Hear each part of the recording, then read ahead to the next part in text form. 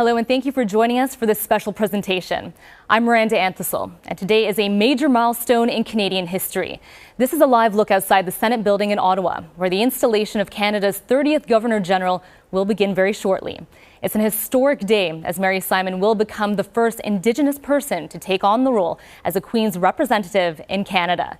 As an Inuk leader, Simon says it's an important step forward on the long path towards reconciliation. Her appointment comes at a time when the country is reckoning with the realities of Canada's residential school program, something she referenced when her nomination was announced.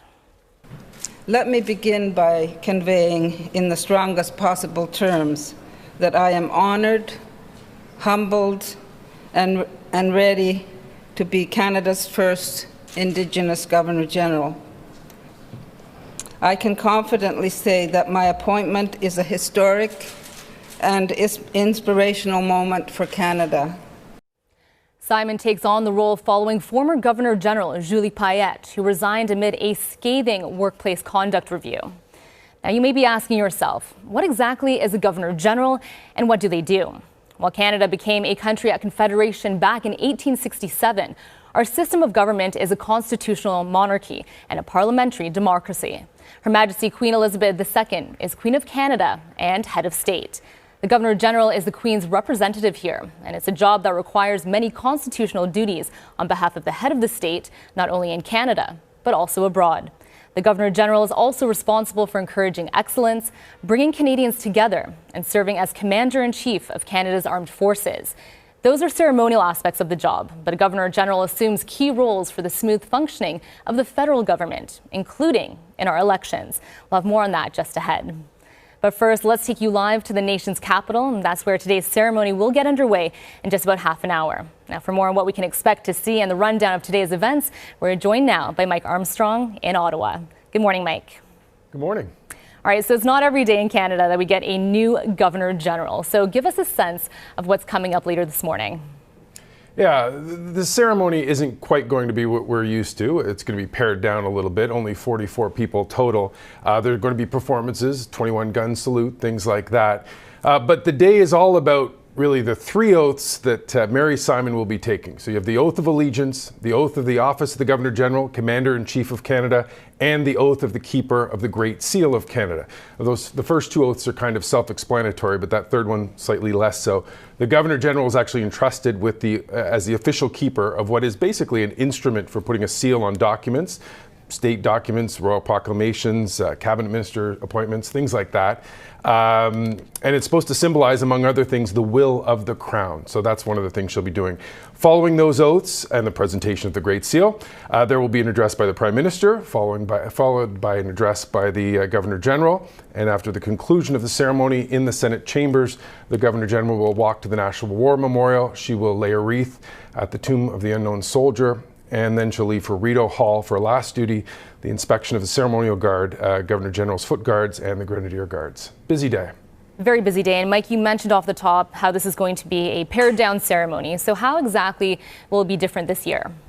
Yeah, the biggest difference right off the bat really is size. Normally you'd have 700 to 800 people packed into the Senate chambers. Instead, only 44. Basically, you would normally have the entire Senate. You'd have cabinet, lots of MPs. Instead, you're going to have the Prime Minister, the Speaker, 4 cabinet ministers, 1 Conservative MP, 1 NDP MP, and only 7 senators. So a big difference right there. There will also be representatives from 3 national Indigenous organizations. So you'll have the National Chief of the Assembly of First Nations, the President of the ITK, which represents Inuits in Canada, and the President of the Manitoba Métis Federation. Other than that, you have the Chief Justice of the Supreme Court, who, by the way, has been filling in for the Governor-General in the gap between Julie Payette and Mary Simon. The acting Chief of the Defence Staff will be there, the RCMP Commissioner, as well as several people, by the way, who were part of the advisory council that selected Mary Simon for this day. The other big difference, though, today will be the Indigenous contributions to the ceremony. Before the ceremony, and we've been seeing it a few times this morning, the preparation. They're going to be lighting a traditional Inuit oil lamp inside the chamber. That's going to stay lit throughout the ceremony. Also, Simon will be greeted at the Senate by an Indigenous drumming circle, a group from here in Ottawa, the Ottawa River Singers. She'll enter the chamber with an Inuit elder drumming with her, and right off the bat there will be an Algonquin opening and land welcoming. So there are a few performances during the ceremony, including a brass quintet from the Central Band of the Canadian Armed Forces. And it'll wrap up with the new Governor General's departure in a procession led again by that Inuit drummer. And Mike, as you can see here, we're looking at a live shot just outside of the Senate. It looks like some of the notable guests are arriving. You can see the cars arriving there, the SUVs. They've got their lights on, so we can assume this is a guest of note. And so we'll see who's going to be arriving first. But we did have an inside look at the Senate, and there already appears to be guests inside waiting for the ceremony to begin. We know that outside on the sort of red carpet area, there's only going to be a few guests who will arrive out at the front. And there was a man in sort of ceremonial garb, and that appears to be the usher of the Black Rod. He is the Queen's personal attendant and messenger in Parliament. He's also responsible for coordinating ceremonies of state that take place inside Parliament. So we'll see who's arrived here on the red carpet. Again, this is a live shot in Ottawa, just outside of the Senate. I can certainly tell the direction they came from. That would be, they just came up Sussex. There you go, the Prime Minister. There he is.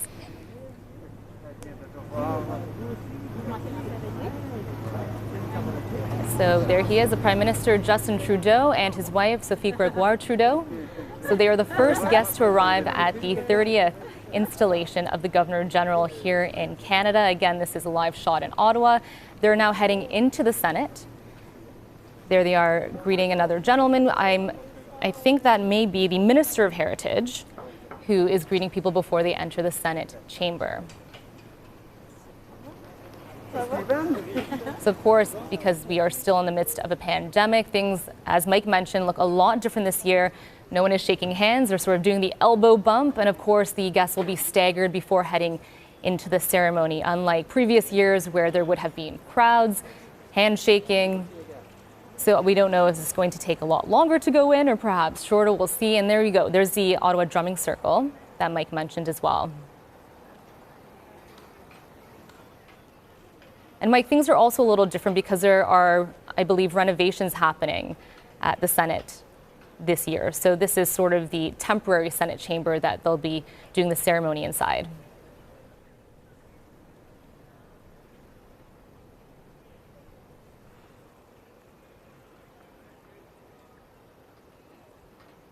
Okay, so it appears the Prime Minister and his wife, Sophie Gregoire, will be standing at the side of the red carpet, ready to greet the other guests. But as mentioned, not all 44, or now they've added a few more guests. I think there's about 47 guests in total in attendance for the ceremony. Not all of them will be arriving at the front entrance.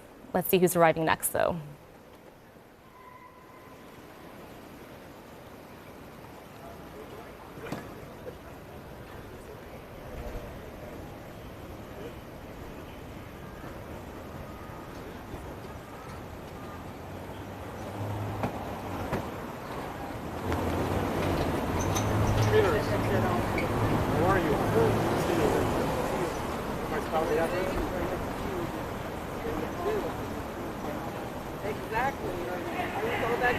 Arriving now with his spouse.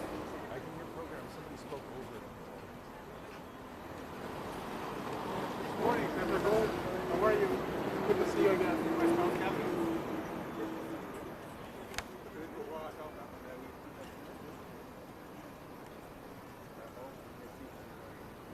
And Mike, can you give us some insight into how the guest list was chosen? Obviously, some very notable people arriving, the obvious ones, the Prime Minister, the Chief Justice of Canada. But what about the other guests who will be in attendance at the ceremony? Yeah, it seems to be very much sort of, they looked at who would normally be there and took a fraction of that.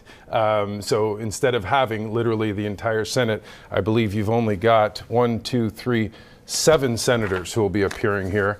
And out of 330 odd MPs, you've only got like half a dozen basically. And instead of cabinet, the entire cabinet, you've only got 4. There are also some personal guests. The Governor General, understandably, was given the opportunity to invite some special guests.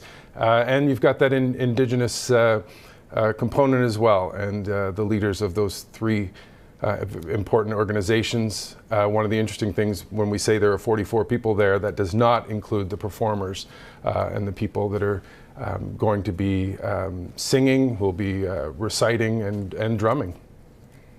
And Mike, we should note that the role of the Governor General, it is not supposed to be political, it is apolitical.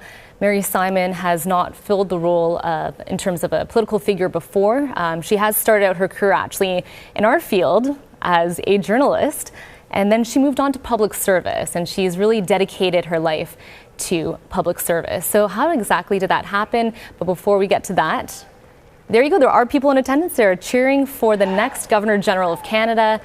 Mary Simon has just arrived at the Senate in Ottawa. There she is with her husband, Whit Fraser, being greeted, and there she'll be speaking to the Prime Minister after this before heading in. So Mary Simon, that's interesting that she was the third guest, essentially, to arrive on the red carpet.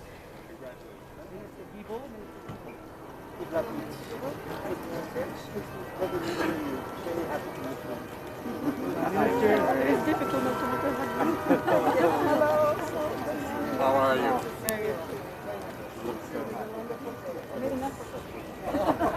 I really did. We've been in our summer clothes on clothes. Prime Minister. Oh, it is a good job. It is a good job. We have a performance. Simon, would you just like to stand for a minute, please? Julie, minute, please. Good morning, everybody. Good morning.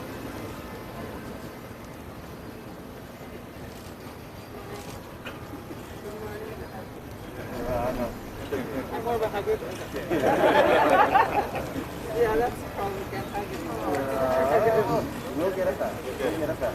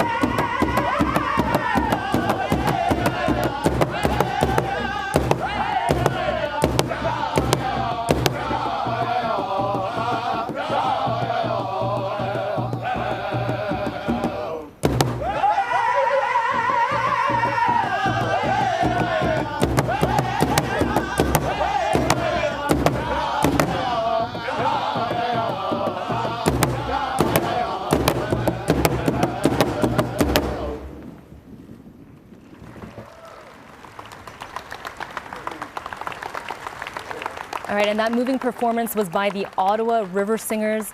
They are 4 First Nations drummers made up of Brad Pickety, Sage Pickety, Brock Lewis, and Keith Flamand. Now, that was a 2-minute drumming circle, and that was a way of symbolically acknowledging that this ceremony today is taking place on the unceded territory of the Anishinaabe Algonquin Nation. Now, they are based in Ottawa, which is, of course, where the ceremony is taking place. And so they have actually earned an Indigenous Music Award for the Best Powwow Contemporary Album. So that's quite the way to start off the ceremony. This is still the pre-ceremony events going on. We can see here Mary Simon and her husband, Whit Fraser, have now entered the Senate building, and they'll be led to their seats. And so let's go to a tweet from the next Governor General. She put out that Whit and I are immensely proud and excited as we prepare for tomorrow's installation ceremony. We hope you will tune in to experience this meaningful event alongside us. And there you can see tweeting this photo of themselves. Now, late last week, Mary Simon held her first audience with Queen Elizabeth II. It's very nice to have a chance to talk. Yes, Your Majesty, it's wonderful to be able to speak to you today. Mary Simon met the Queen virtually, of course, due to the pandemic. Simon is the 13th Governor General of Canada to be appointed during Her Majesty's 69-year reign. And it was hard to see in that video there, but the Queen was actually wearing a brooch showing a maple leaf. And we know that the monarchy is very fond of Canada. In fact, Queen Elizabeth has visited Canada more than any other country in the Commonwealth. Now, Mary Simon's path to Rideau Hall began back in 1947 in the northern Quebec village of Inuk, an Inuit community on the shores of Ungava Bay. Now, as a child, she was forced to attend a federal day school. By the 1970s, she had joined the CBC Northern Service as a broadcaster. And by the end of the decade, she had begun her transition into public service, working in executive positions for various organizations representing Canada's Inuit. Now, in 1984, Simon attended constitutional talks hosted by then Prime Minister Pierre Trudeau.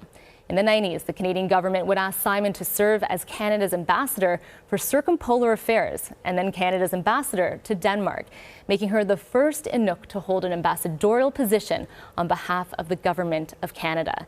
In 2008, in the House of Commons, she delivered a response on behalf of Inuit to the formal apology on residential schools. And most recently, Mary Simon has worked to improve Inuit education and mental health supports. Now, what does Mary Simon bring to the very important role of Governor General?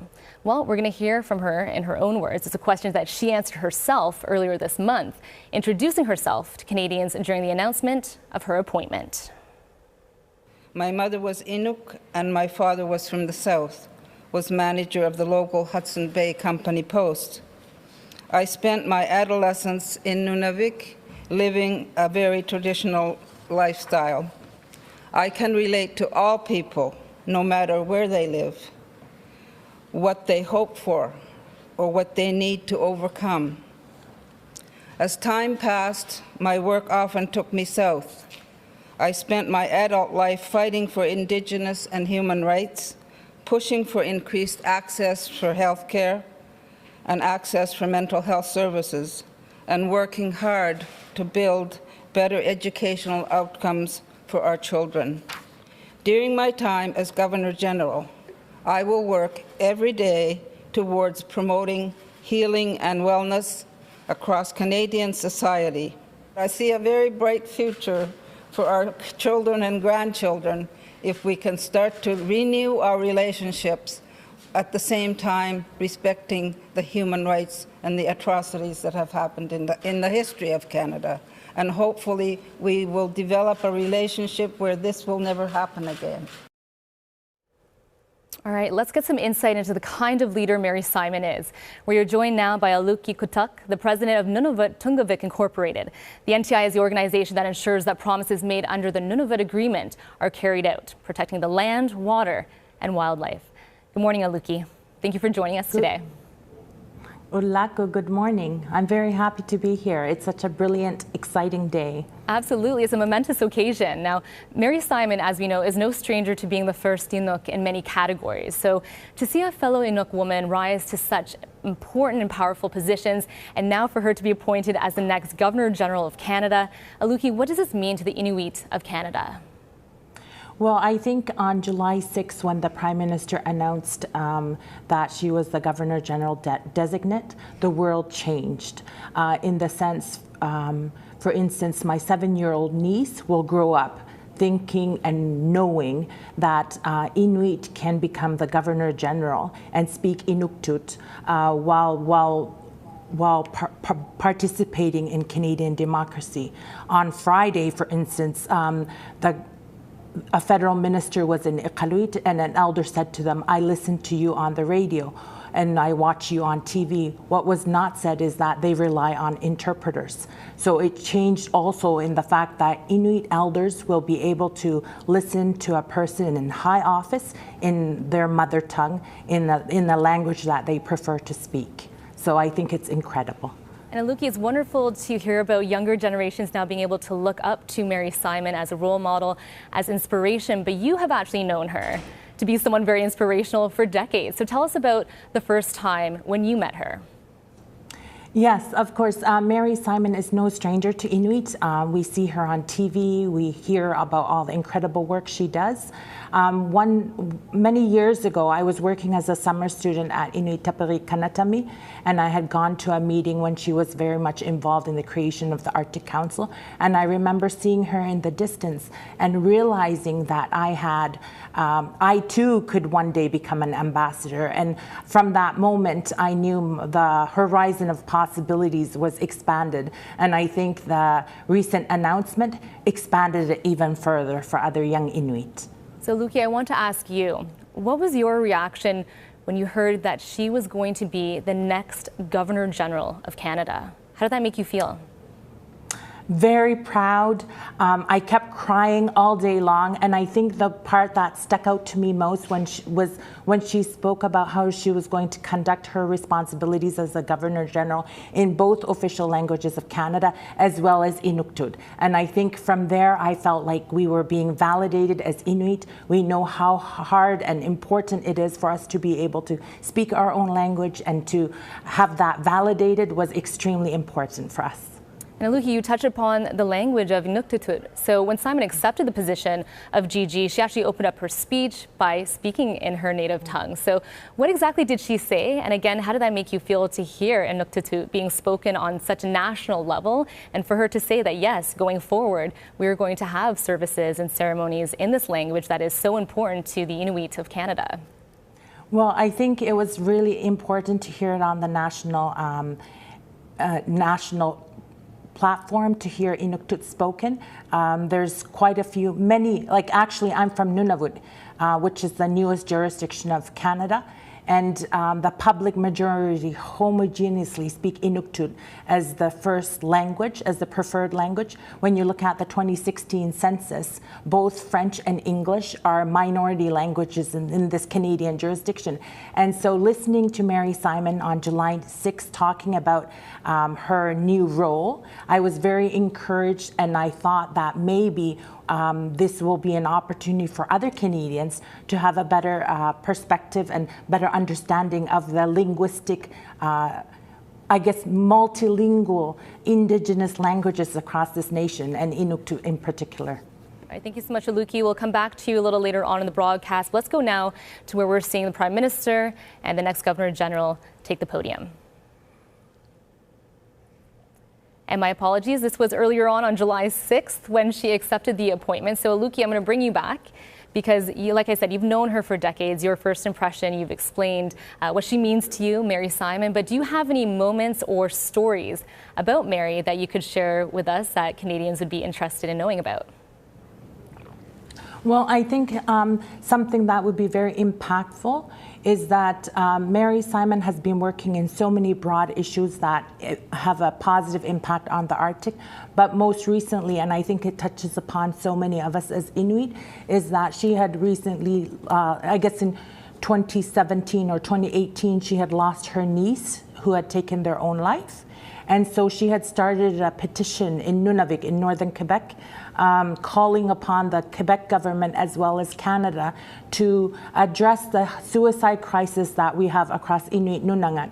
And often we talk about how if this crisis were occurring in other parts of Canada, there would probably be more resources attributed to it. So I think she takes her life experiences that are happening in her day-to-day life and tries to action it to make life better for Inuit. And I think we all very much appreciate all the work she does in that front.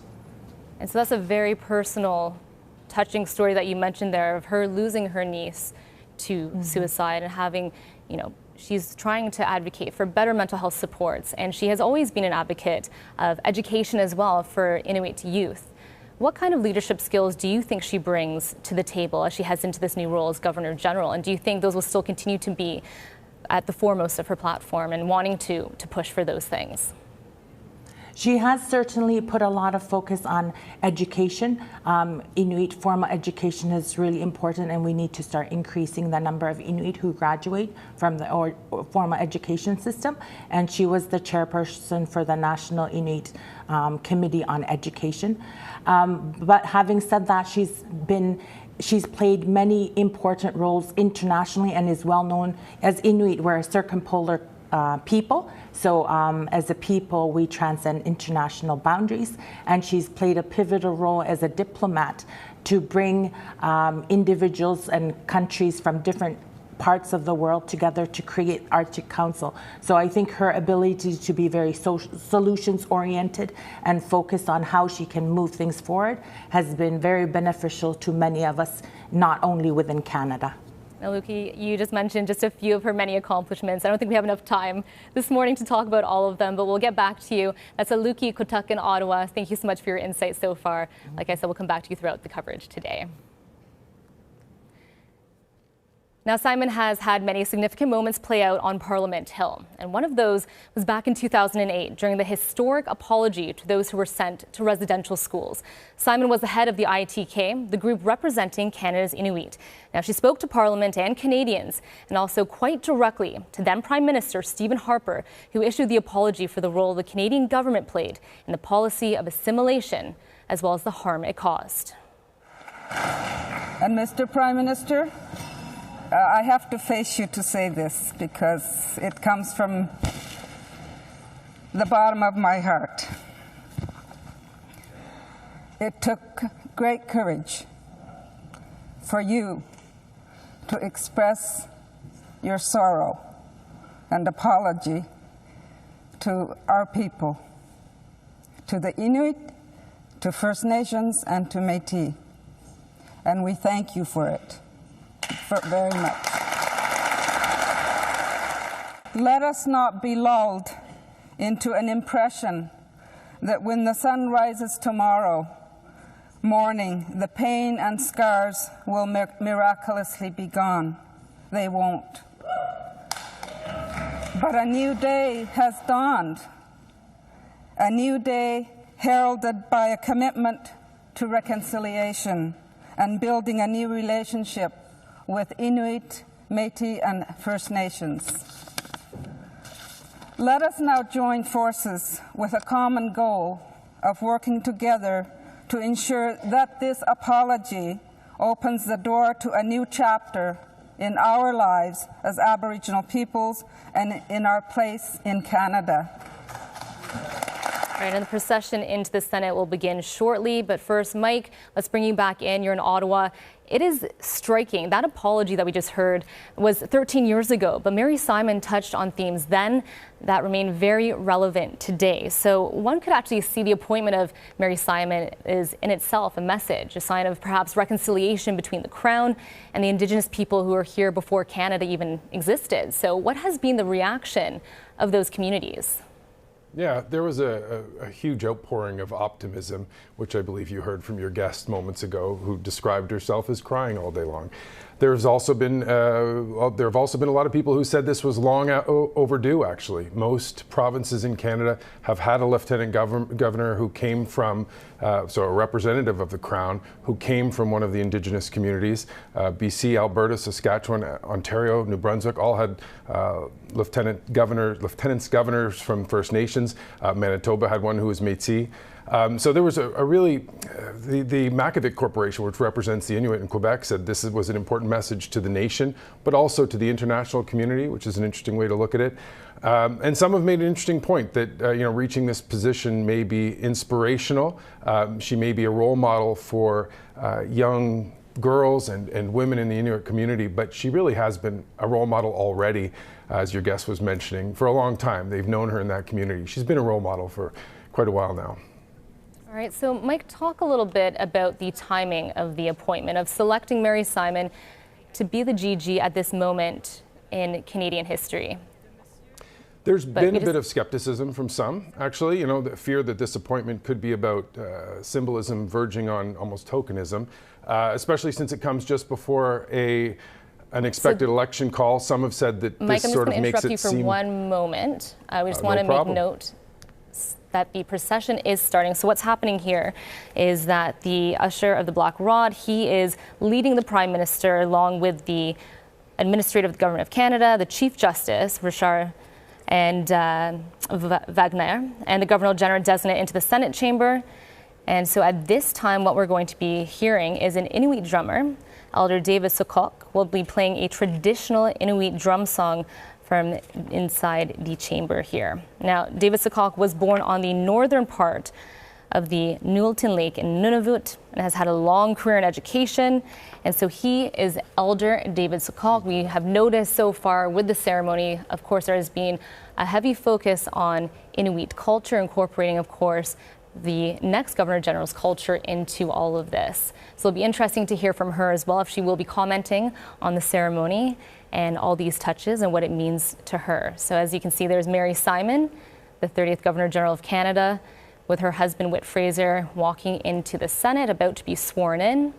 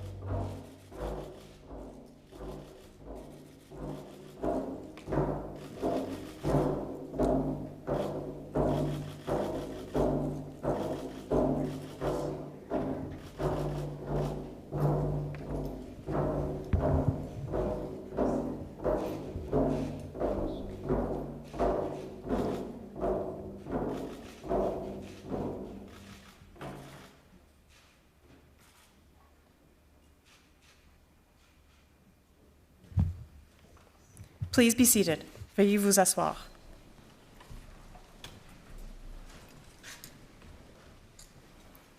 Avant de commencer, j'aimerais reconnaître Before I begin, I would like to acknowledge that we are on the unceded territory of the Anishinaabe Algonquin Nation, whose presence here reaches back to time immemorial. For over 30 years, Algonquin Anishinaabe Elder Claudette Commanda has promoted First Nations people, history, and culture. She is currently the Executive Director of the First Nations Confederacy of Cultural Education Centers, a national organization that promotes and protects First Nations culture, languages, and traditional knowledge.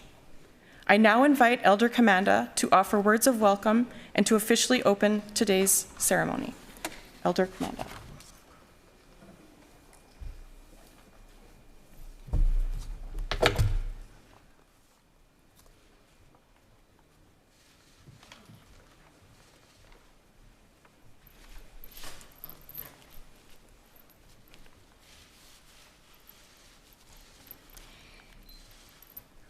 Kwe Sheba, bonjour, good morning.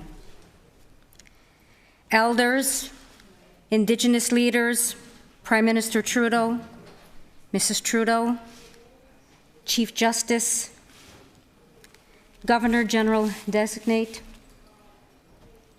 and your husband. Members of Parliament, members of the Senate, family and friends, First Nations, Inuit, Métis, and Canadians, Pijajikoma, Anishinaabe Aki, O Mamaweniniwag.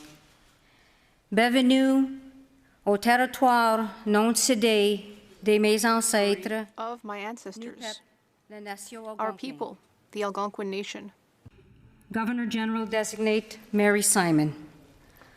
On behalf of the Algonquin Nation, I sincerely welcome you to the homeland of the Algonquin people.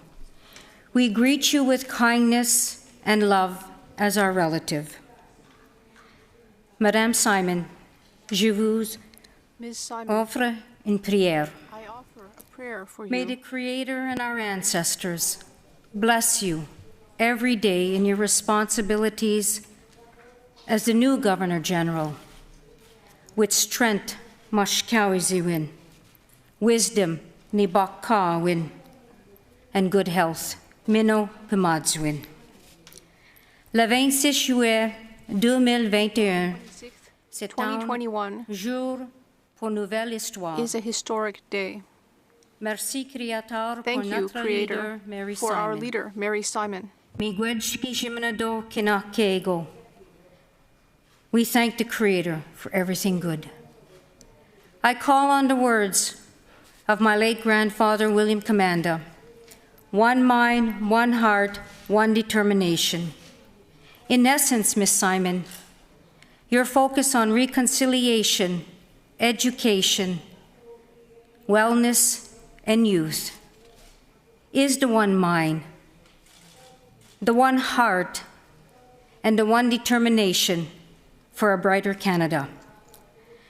Une vision, guérison, A vision un of healing esprit d'espoir pour les jeunes spirit of hope autochtones et canadiennes. for Indigenous and Canadian youth.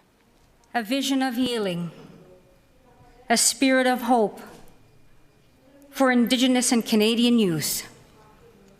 Aujourd'hui, c'est une belle journée. It's a beautiful day. Minokijigun Nongum. Today we are here to celebrate your accomplishments, to wish you well, to express community support. Your family and Inuit community uphold you with pride, and Indigenous and Canadian people share in their pride. De tout mon cœur, avec paix, From the bottom of my dans heart, un esprit de respect, in a spirit and of in the peace and spirit of respect. love. God bless you, Mary Simon, and may you walk softly upon Mother Earth with the 7 grandfathers. Chimiigwej nishimesh kizagiyin. Merci, thank you, miigwej.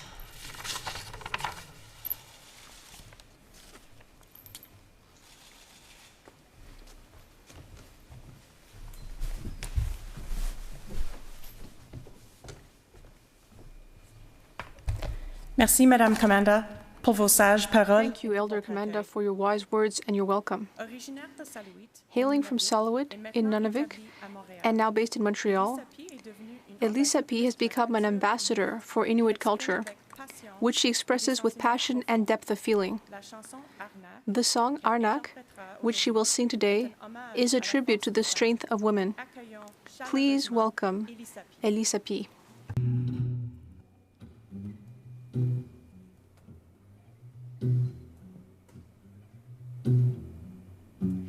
Anawama, Panyapiwama, Ananawama, Ananatianowama, Auka, Daimaitana, Saputinga.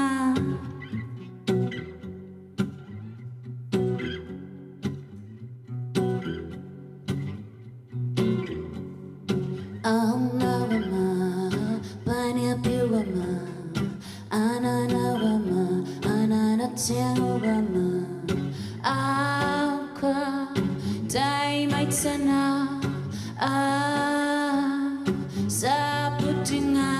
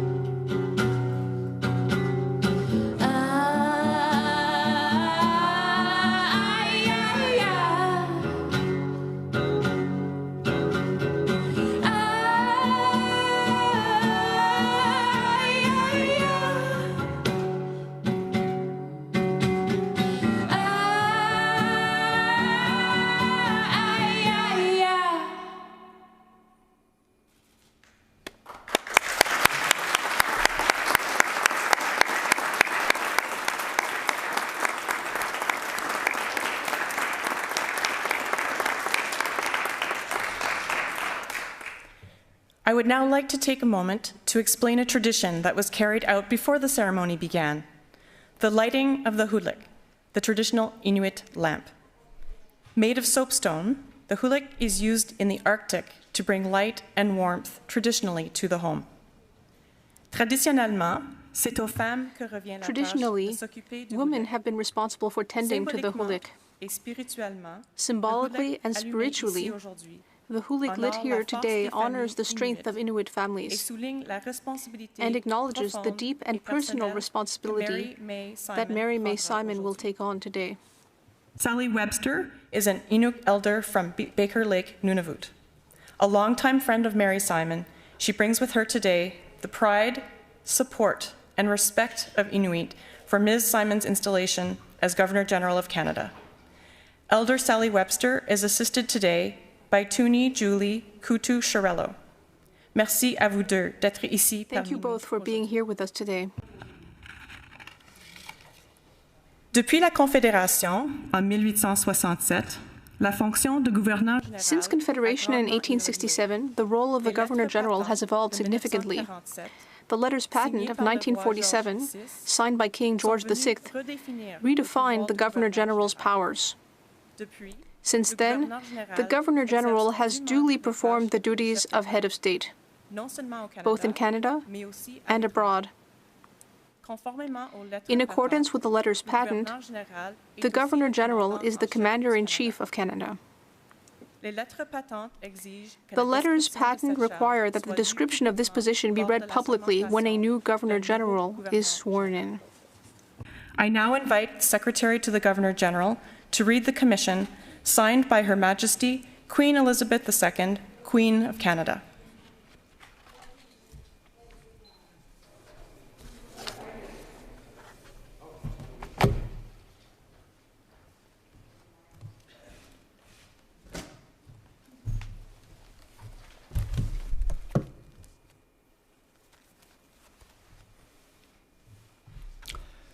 Elizabeth II, by the grace of God of the United Kingdom, Canada, and her other realms and territories, Queen, Head of the Commonwealth, Defender of the Faith. 2, our trusty and well-beloved Mary May Simon. Greeting. We do, by this, our present commission, under our Great Seal of Canada, appoint you, Mary May Simon, to be, during our pleasure, our Governor-General and Commander-in-Chief in and over Canada, with all the powers, rights, privileges, and advantages belonging or appertaining to the office. And we do hereby authorize, empower, and command you, as our representative, to exercise and perform, all in singular, the powers and directions contained in certain letters patent under our Great Seal of Canada, bearing the date the 8th day of September, in the year of our Lord, 1947, constituting the office of the Governor-General and Commander-in-Chief in and over Canada, and in any other letters patent adding to, amending, or substituted for the same. And further, we do hereby appoint that so soon as you shall have taken the prescribed oaths and have entered upon the duties of your office, this, our present commission, shall come into effect.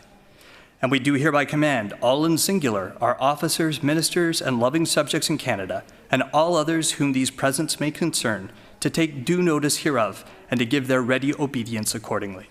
Given under our royal hand and under our Great Seal of Canada, this 21st day of July, in the year of our Lord, 2021, and the 70th year of our reign. Elizabeth II, par la grâce de Dieu, reine du Royaume-Uni, du Canada, Elizabeth II, by the grace of God of the United Kingdom, Canada, and her other realms and territories. Queen, Head of the Commonwealth, Defender of the Faith, to our trusty and well-beloved Mary May Simon. Greeting. We do, by this, our present commission under our Great Seal of Canada, appoint you, Mary May Simon, to be, during our pleasure, our Governor-General and Commander-in-Chief in and over Canada, with all the powers, rights, privileges, and advantages belonging or appertaining to the office. And we do hereby authorize, empower, and command you, as our representative, to exercise and perform all and singular the powers and directions contained in certain letters patent under our Great Seal of Canada, bearing date the 8th day of September, in the year of our Lord, 1947, constituting the office of Governor-General and Commander-in-Chief in and over Canada, or in any other letters patent, adding to, amending, or substituted for the same. And further, we do hereby appoint that so soon as you shall have taken the prescribed oaths and have entered upon the duties of your office, this our present commission shall come into effect. And we do hereby command all and singular, our officers, ministers, and loving subjects in Canada, and all others whom these presents may concern, to take due notice hereof, and to give their ready obedience accordingly.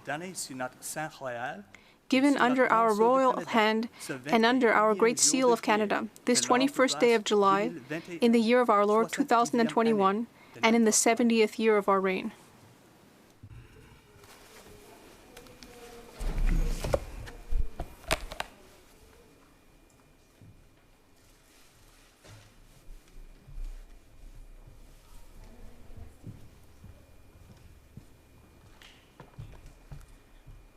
Le document qui vient d'être lu, qui nomme Mary May The Simon, document just est la read, pierre angulaire de la commissioning cérémonie Mary May d'aujourd'hui, Simon, is the cornerstone of today's témoigne de la ceremony, confiance de la reine signaling et de the notre Queen's confiance confidence collective and our dans sa collective nomination trust au in her poste de appointment as Governor-General, et dans sa capacité and in her à ability to s'acquitter carry de out cette this tâche solemn solennelle. duty. Le très honorable The Right Honorable Richard Wagner lui fera will maintenant now prêter administer the oaths. The oaths are administered in the presence of members of the Queen's Privy Council for Canada. Ms. Janice Charette, Interim Clerk of the Privy Council, will now present the Chief Justice of Canada with the text of the oaths.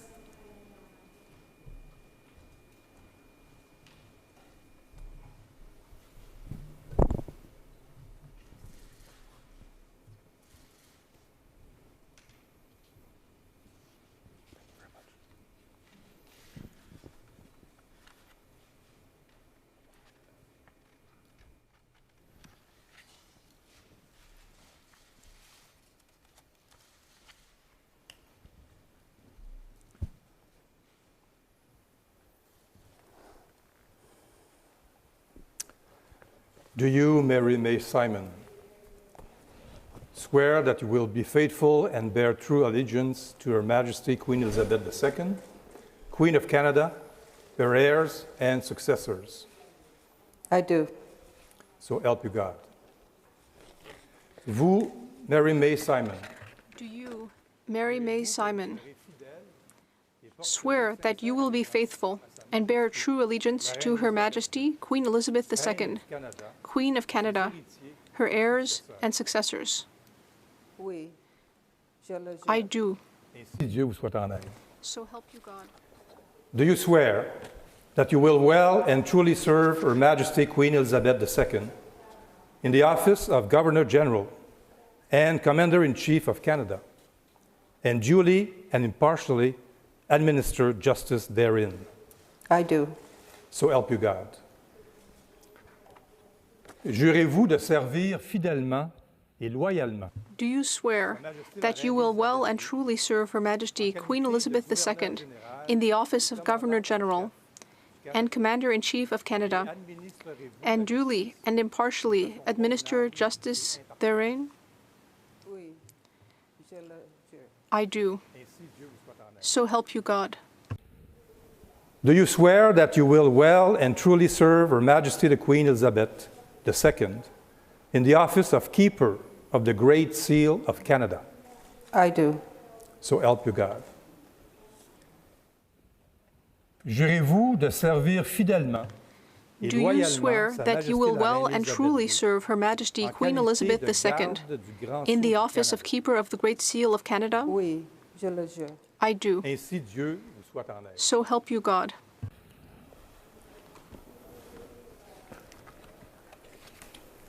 La gouverneure générale, ainsi que le juge en chef, le premier ministre et la greffière du Conseil privé par intérim procéderont maintenant à la The signature Governor du General registre des will avoirs. now proceed to sign the register. In the Privy Council Oath Registry as evidence that the new Governor General has duly taken the oath of allegiance and the oath of office on this day of July 26, 2021.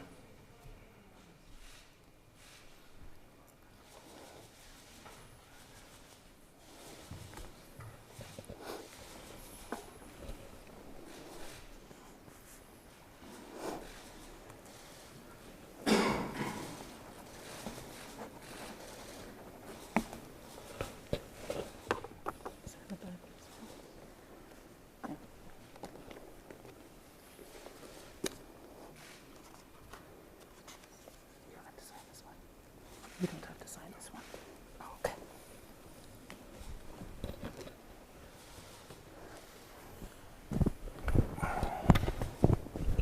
Not every day is this formal, but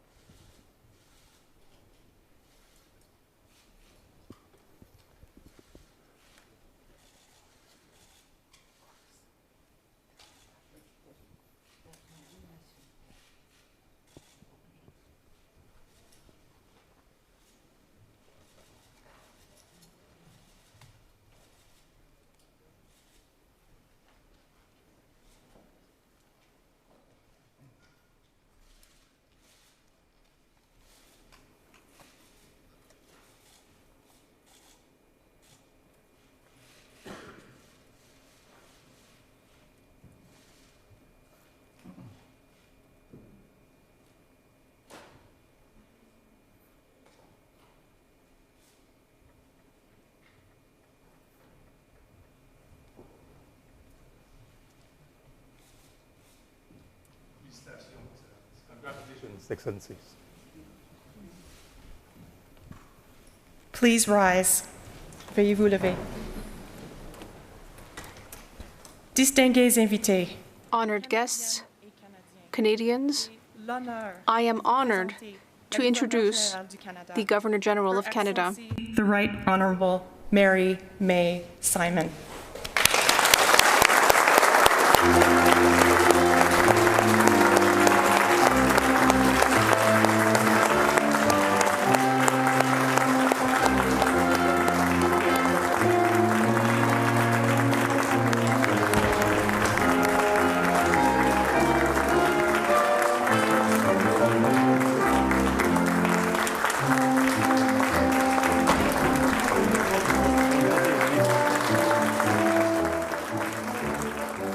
there you have it. Mary Simon is officially Canada's Governor General. Now, what we're seeing here in just a few shots ago, that was the raising of the Governor General's flag. So what that means is that it's with the blue crest of the Arms of Canada in its center. It's got a gold lion, wearing the royal crown and holding a red maple leaf in its right paw.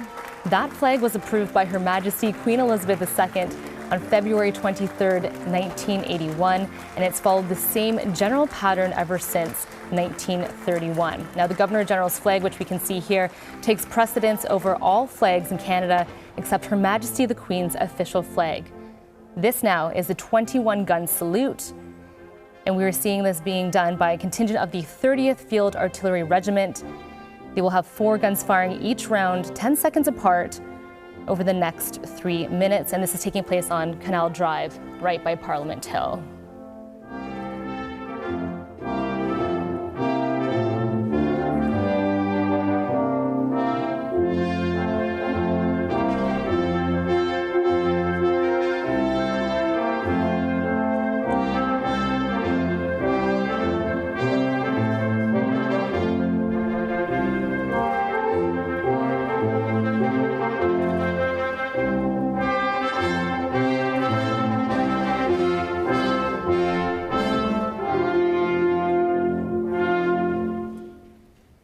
Please be seated. Veuillez vous asseoir.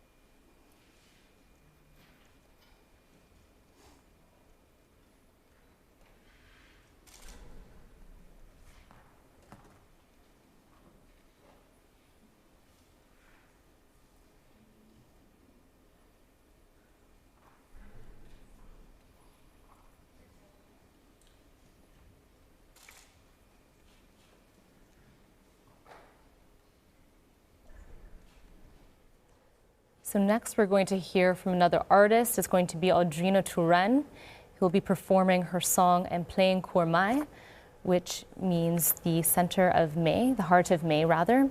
And just want to note that Melanie Kwong, the Director General at Canadian Heritage, is officiating the ceremony. Touraine is an established singer-songwriter with strong ties to her Métis and Francophone roots. Honored guests, please welcome Ms. Touraine, who will be performing En plein cœur Mai.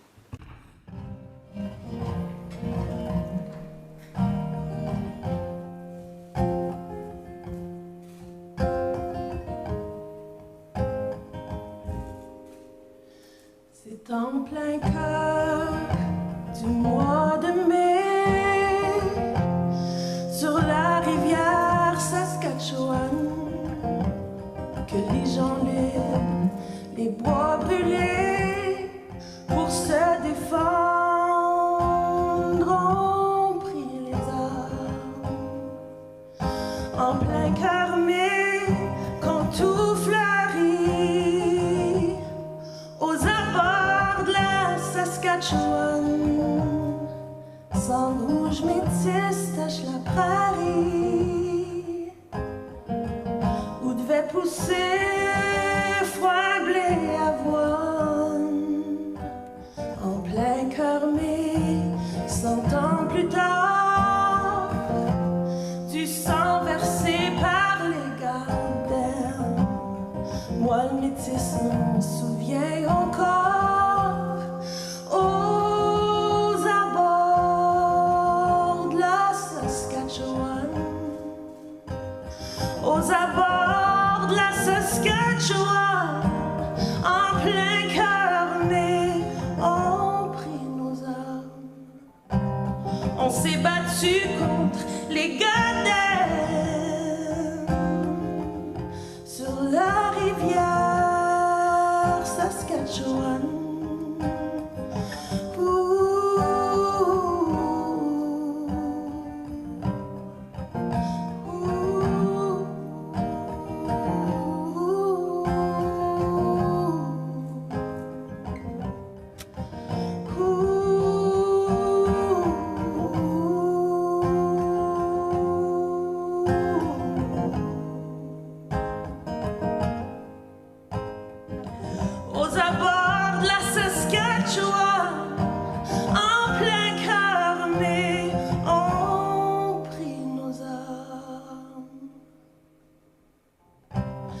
s'est battu contre les Goddams sur la rivière Saskatchewan.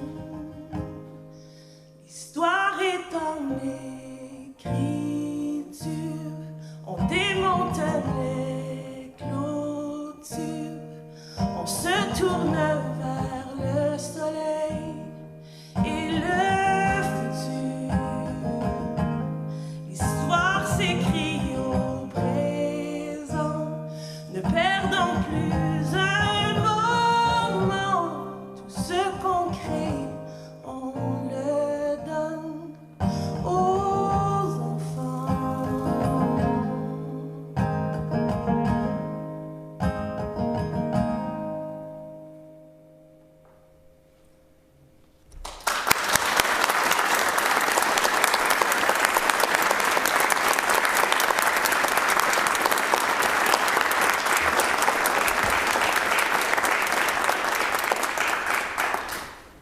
Le gouverneur général décerne des distinctions honorifiques. Officially created by Her Majesty the Queen, Canadian honours are presented by the Governor-General to recognize those who have demonstrated excellence, courage, or exceptional dedication to service in ways that bring special credit to this country. Most Canadian honours are administered by the Chancellery of Honours, which is part of the Office of the Secretary to the Governor-General. A newly installed Governor-General becomes Chancellor of the Order of Canada, the Order of Military Merit, the Order of Merit of the Police Forces, and head of the Canadian Heraldic Authority. I invite the Secretary to the Governor-General to present to Her Excellency the colours of office of the National Orders and the Canadian Heraldic Authority.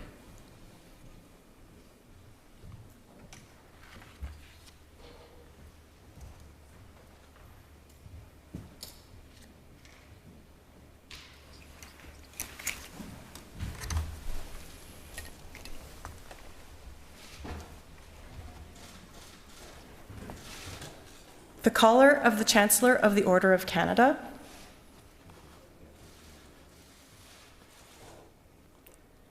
the collar of the Chancellor of the Order of Military Merit, the collar of the Chancellor of the Order of Merit of the Police Forces, and finally, the collar of the head of the Canadian Heraldic Authority.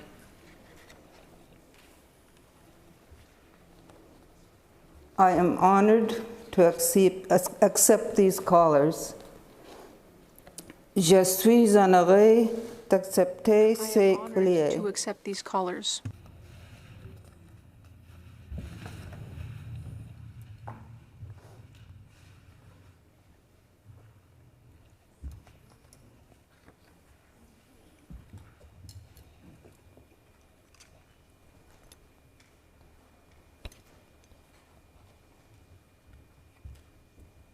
Le Grand Sceau du Canada est un symbole apposé sur tous les documents. The Great Seal of Canada is a symbol used on all state documents conferring authority and authenticity.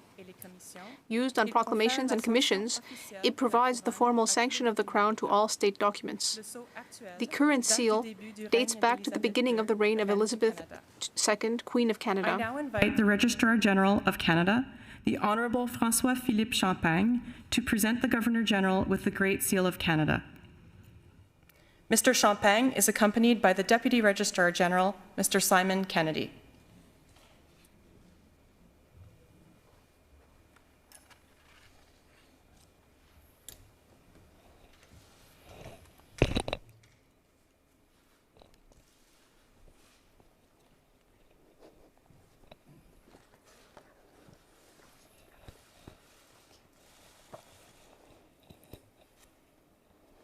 I entrust you with the Great Seal of Canada for safekeeping. Je vous confie la garde. I entrust you with the Great Seal of Canada for safekeeping.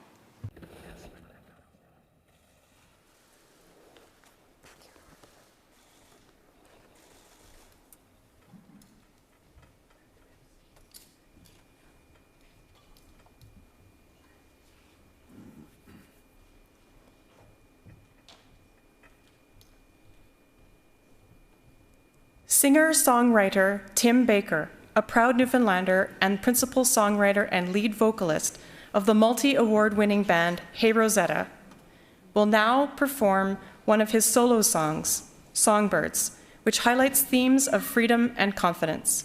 Veuillez accueillir Monsieur Baker.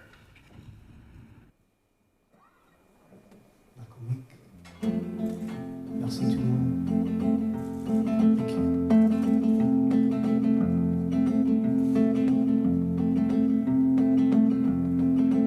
Like a fool in a foolish coat, trying to be cool, but just being cold. I have seen the saddest thing, not you crying, but that you're hiding it from me. No, won't be free, just be as you like, on sing like a bird, soar and sing in flight. No, won't be free, but connected to the sky, on sing like a bird, soar and sing in flight. Sing like dee-dee-die-die-die, dee-dee-die-die-die, dee-dee-die. Like dee-dee-die-die-die, dee-dee-die-die-die. I saw you shrink back into your sleeves. I saw you shrink until you disappeared from me. What do you hide from? And what hides from us? What kind of colors have we covered up and lost? No, be free, just be as you like, on sing like a bird to the oncoming light. No, be free, but connected to the sky, and sing like a bird, and soar and sing and fly. Sing like dee-dee-die-die-die, dee-dee-die-die-die, dee-dee-die. Like dee-dee-die-die-die, dee-dee-die-die-die.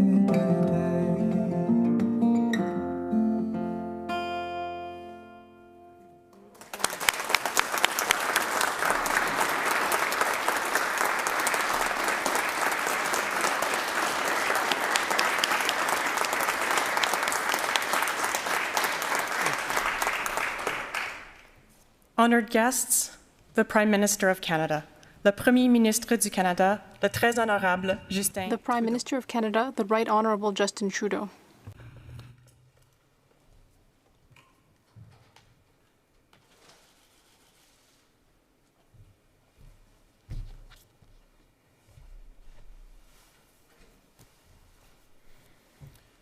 Your Excellencies, Mr. Chief Justice, Mr. Speaker, distinguished guests and friends, let me begin by recognizing that we are on the traditional land of the Algonquin people. We acknowledge them as past, present, and future caretakers of this land. Votre Excellence, Madame Simon. Your Excellency, Ms. Simon, it's an honor to be here today as you become representative of Her Majesty the Queen in Canada, our 30th Governor General. In Canada, perhaps more than any other place on earth, we're defined by our diversity. We're still a country that is, in many ways, young. And yet, Indigenous peoples have called this place home for millennia. We are a country of vast Arctic spaces and busy city skylines, of prairies and coasts, of French and English, and of Indigenous languages. This is a big place. This is a diverse place. And so we need people like Ms. Simon, because we need people who build bridges and bring us together. An officer of the Order of Canada and of the Ordre National du Québec, a leader in reaching Canada's first land claims agreement, and now Canada's first Indigenous Governor-General. Your Excellency, your remarkable achievements are an example of what it means to build bridges in pursuit of the Canada to which we all aspire. Un Canada de diversité et d'inclusion. A Canada of diversity and inclusion. A place where everyone is respected and where everyone can thrive. That is within our reach, thanks to leaders like Ms. Simon. So many youth saw their lives change for the better, thanks to Ms. Simon's work in the area of education. And parents will remember her as a courageous spokeswoman who fought to have Indigenous rights included in the laws of our country. The world recognized her work as ambassador for the protection of the Inuit Nunangat, and we will closely follow her commitment to the fight against climate change throughout the country. You remind us that true leadership is not measured in the honors or distinctions stacked up behind someone's name, although today you take on yet another title among many. Rather, true leadership is measured in what you do for those around you. It is measured in an ability to reach out and build a brighter future for all, not just for a lucky few. In this moment of unprecedented change, of rebuilding from the pandemic, of fighting the climate crisis, of walking forward on the path of reconciliation, we need your vision of a stronger Canada for everyone. A vision, as you say, of collective progress towards building a more inclusive, just, and equitable society. En ce jour où notre pays franchit cette étape importante, today, as our country takes this major step, I am certain that we have gained a leader who will ensure that the changes that we see are built on hope, justice, and a better future that each and every one of us will benefit from. Your Excellency, it will be an honor to work with you as you make this historic function yours. Thank you.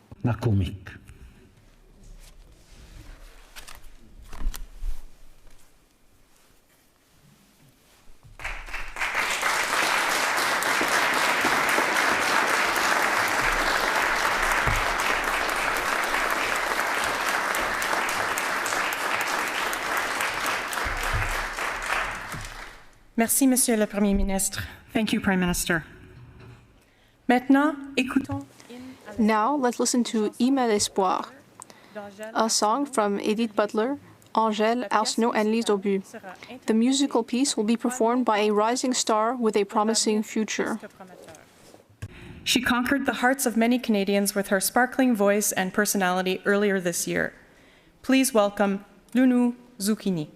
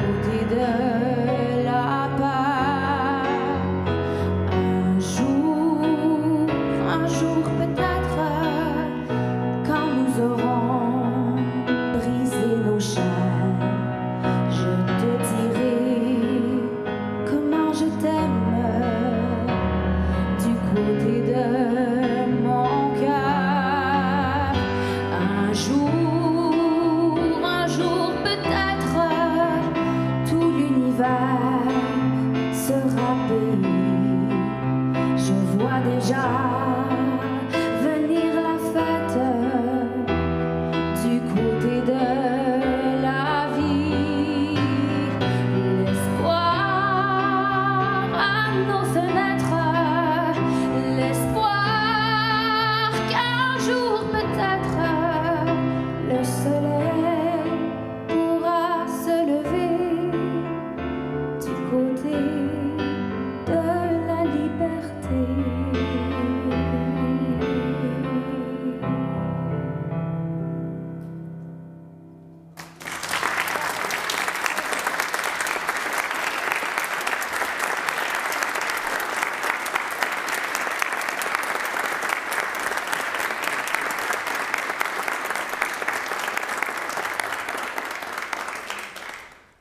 Distingués invités, Son Excellence, Distinguished guests, Her Excellency the Governor General of Canada. Governor General of Canada.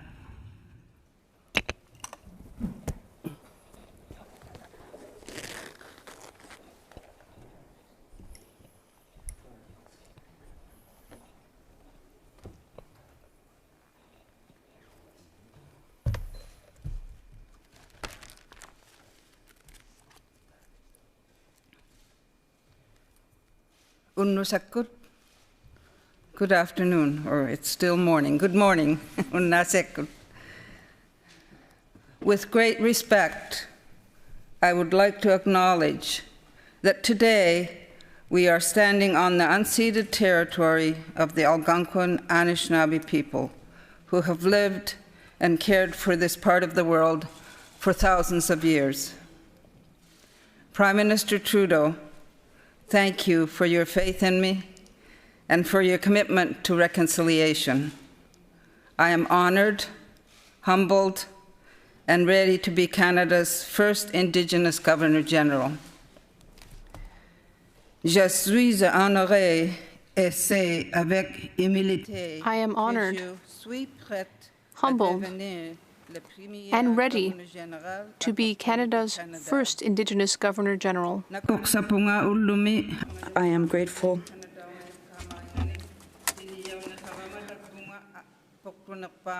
I want to offer my heartfelt gratitude to Her Majesty the Queen for placing her trust and confidence in me.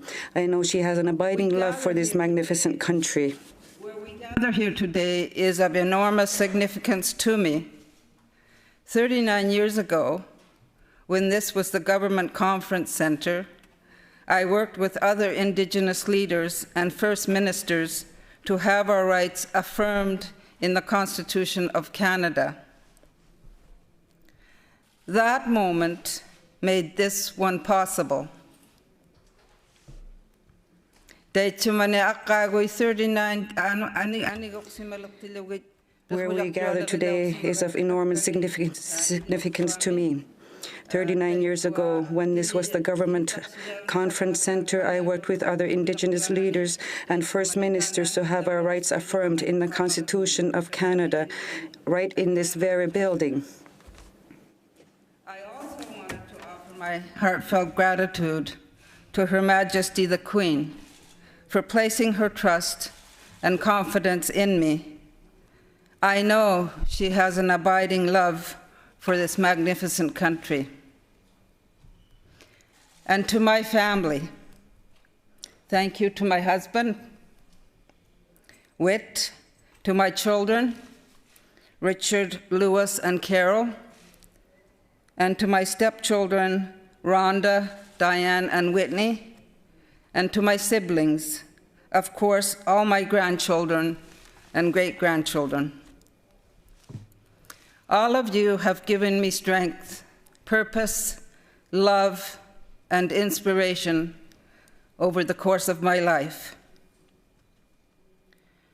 To the Canadian Armed Forces, I am honored to be taking on the role as Commander-in-Chief of Canada. Thank you for embodying the meaning of sacrifice, valor, and service on behalf of all Canadians. Your conviction and courage is of the highest order and represents the very best of all of us. I'm looking forward to meeting those serving in the Army, Navy, Air Force, and Canadian Rangers and other reserve units in the days ahead. Since the announcement of my appointment, I have been deeply touched by the responses of Canadians who have reached out to me. Since the announcement of my appointment, I have been deeply touched by the responses from Canadians who have reached out to me. I have heard from Canadians who describe a renewed sense of possibility for our country and hope that I can bring people together. I have heard from Canadians who have challenged me to bring a new and renewed purpose to the office of the Governor-General to help Canadians deal with the issues we are facing. Des Canadiens m'ont donné le soutien. I have heard from Canadians who have expressed their support in my commitment to learning French and have even offered to assist me. I have heard from Canadians who have expressed their support in my commitment to learn French and have even offered to assist me in my training. And I have heard from Canadians who see Rideau Hall as the People's Hall, reflecting the values, aspirations, and diversity of our great Canadian family. I am truly grateful for these words of support and guidance. As Governor-General, I am fully committed to setting and maintaining the highest possible standard of work and ethics in all aspects of my duties. En tant que Gouverneur Général, je m'engage à... As Governor-General, I am fully committed to setting and maintaining. Sometimes I have a little trouble pronouncing, but I'm learning. Aujourd'hui marque une journée importante. Today is an important and historic day for Canada. Today is an important and historic day for Canada. But my story to these chambers began very far from here. I was born Mary Jeannie May in Arctic Quebec, now known as Nunavik. My Inuk name is Ningukarlak, and Prime Minister, it means bossy little old lady.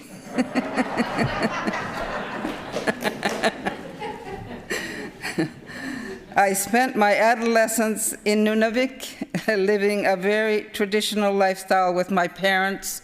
My mom, Nancy, was Inuk, my father, Bob, and my grandmother, Jeannie, who was also Inuk, who was from the south, managed our local Hudson's Bay Company post. Many months out of the year, we lived on the land, traveling by dock team and boat, hunting, fishing, and gathering food. Over the years, I have exchanged stories with Canadians about favorite childhood memories. This is mine, lying in our family tent along the George River on a bed of spruce boughs and caribou skins, listening to the early morning sound of birds and the crunch of snow under the feet of our dog team. What I value most about my upbringing was my parents teaching my siblings and I how to live in two worlds, the Inuit world and the non-Inuit southern world. This foundation of core values has both served and shaped me throughout my life, and I believe helped me get to the important turning point as a young girl when I stopped being afraid. It took time before I gained the self-confidence to assert myself and my beliefs in the non-Indigenous world. But when I came to understand that my voice had power and that others were looking to me to be their voice, I was able to let go of my fear. My first language is Inuktitut. Inuktitut is the language that defines Inuit as a people and is the foundation of our very survival.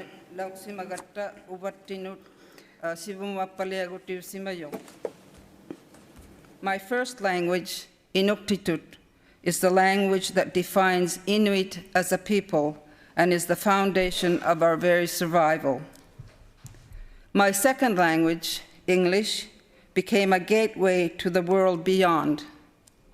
And now I am committed to adding Canada's other official language, French. Je m'engage à apprendre la And now, I am committed to adding Canada's other official language, French. At this point in our shared history, it is clear that many languages are part of the fabric of our nation, as are the stories of those who come to Canada in search of a new life. Later in my early 20s, living in Montreal, I worked for the CBC and found myself sight translating the news and explaining to Inuit listeners across the Arctic the news stories from around the world. But there has always been another guiding force in my life: the importance of promoting healing and wellness through all forms of education, from creating public policy to legislative reform, to improving school curricula, to advocating for human rights. I have had the pleasure in my career of traveling extensively to all provinces and territories. What I remember most is not the meetings or conferences, but the mix of culture and heritage that make Canada a beacon to the world. I will never forget the selfless work of Canadians in every corner of this country. Every day, inside small community halls, school gyms, Royal Canadian Legions, places of worship, and in thousands of community service organizations, there are ordinary Canadians doing extraordinary things. As Governor General, I will never lose sight of this, that our selflessness is one of our greatest strengths as a nation.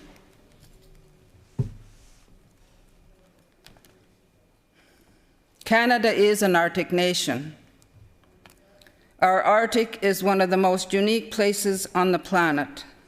From spring geese to winter darkness to some of the largest wildlife migrations anywhere on Earth. Our north is also a lived-in homeland for Inuit, First Nations, and Métis people. The Arctic matters a lot to Canada and to the world. Canada has championed the creation of the Arctic Council and the Central Arctic Ocean Fishing Agreement. We have settled modern treaties with the Inuit.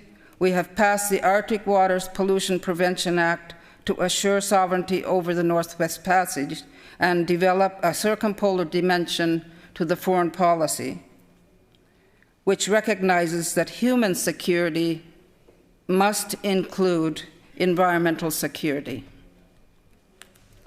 For many years, Canada has experienced a disproportionate level of impacts from climate change because the Arctic is warming faster than almost anywhere else on the planet. The Arctic represents nearly 40% of our landmass and may be free of summer sea ice in the coming decades. The twin global crisis of nature destruction and climate change are undoubtedly the challenge of our time. For evidence, we need only look at the Arctic and what has happened this past month across the country.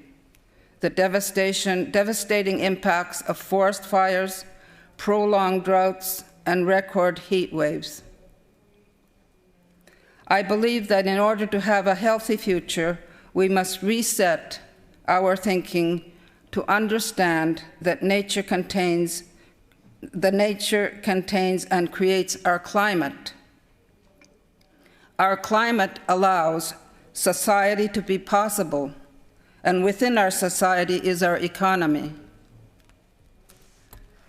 As Governor General, I will promote and recognize leading examples of community and Indigenous-driven conservation and of climate action that are making a real difference and can inspire other Canadians to do the same. I hope to promote these examples of Canadian leadership nationally and around the world. I have always viewed Canada as a metaphor for a family. À mes yeux, le Canada est un grand. I have always viewed Canada as a metaphor for family. As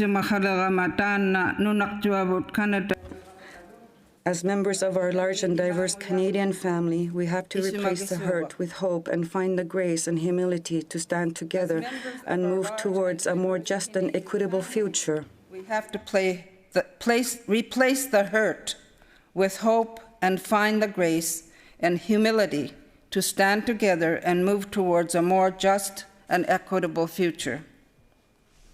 Addressing mental health and wellness within our families, our schools, our workplaces, and our frontline services is hard and necessary work. But think of the possibilities for stronger, healthier, and more prosperous communities. I would like to acknowledge all Canadians who have sacrificed their own safety by providing essential services during the pandemic so that the rest of us could stay safe. You stepped up when the rest of us were told to stay home. Thank you. As Governor General, I am committed to using this moment in our country's history to build on the work of destigmatizing mental health so it is viewed through the same lens as physical ailments and receive the same attention, compassion, and understanding. La santé mentale sera une question importante pour moi. Il faut continuer à éliminer les préjugés. Stigmatize mental health. Since the publication of the Truth and Reconciliation Report 6 years ago, we have learned as a country that we need to learn the real history of Canada. Embracing this truth makes us stronger as a nation, unites Canadian society, and teaches our kids that we must always do our best, especially when it is hard. The discoveries of unmarked graves on the grounds of residential schools in recent weeks has horrified me, along with all Canadians. A lot of people think that reconciliation will be completed through projects and services. All Canadians deserve access to services. My view is that reconciliation is a way of life and requires work every day. Reconciliation is getting to know one another. La réconciliation nous invite à établir. Reconciliation invites us to get to know one another. As stated in the Truth and Reconciliation Commission report, reconciliation must support Aboriginal peoples as they heal from destructive legacies of colonization that have wreaked such havoc in their lives. We are reminded daily that even though diversity is a core Canadian value, our country must do more to respect all languages, cultures, ethnicities, religions, and way of living. As Governor General, I will embody our nation's commitment to diversity and acceptance. Je m'engage à représenter tous les Canadiens. I commit to representing all Canadians. I always believed the Right Honourable King Campbell held the country up to the correct standard when she said, Canada is the homeland of equality, justice, and tolerance.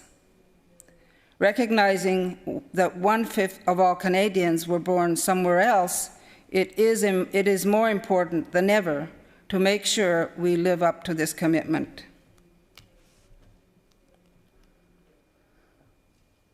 To meet this moment as Governor General, I will strive to hold together the tension of the past with the promise of the future in a wise and thoughtful way.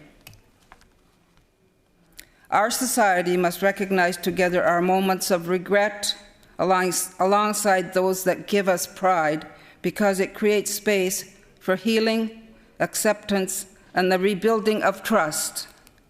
I will strive to build bridges across the diverse backgrounds and cultures that reflect our great country's uniqueness and promise. I pledge to meet all Canadians. I pledge to meet Canadians in all provinces and territories to learn firsthand what people are facing and what could be done to make their lives better. On the strength of those Governors General who served before me, I commit to Canadians that I will move forward with humility and purpose to meet this moment in our shared history. Whit and I, and our dog Neva, are excited and honored that Rideau Hall will be our home, for our family home. We also plan to spend time living and working at the Citadel in the city of Quebec City. I am truly honored by this call to service and will do my best each and every day to be worthy of it. Je suis honoré d'être gouverneur général. I am honored to have become Governor General, and I will do my best each and every day to be worthy of this position. Thank you to all of you for this appointment. I am truly honored and grateful that I have been designated and nominated to have been appointed as the Governor General. Thank you. Nakomik.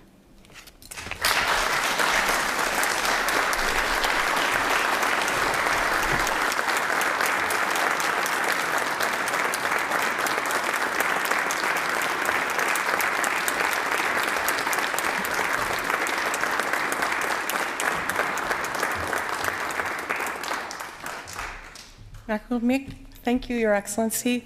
Merci, Excellence. Honored guests, distingués invités, our ceremony is now drawing to a close. In just a few moments, Her Excellency and the official party will depart the chamber. We ask that you remain at your seat until the procession has left the Senate chamber. In a moment, our national anthem will be sung by Marie-Josée Laure. Née à Haïti, Madame Laure a grandi au Québec. Ms. Laure grew up in Quebec, where she began her professional career as a singer. A generous performer with a warm tone, she has earned many accolades in her career. Veuillez vous lever pour l'interprétation. Please rise for the singing of O Canada. Please rise for the singing of O Canada.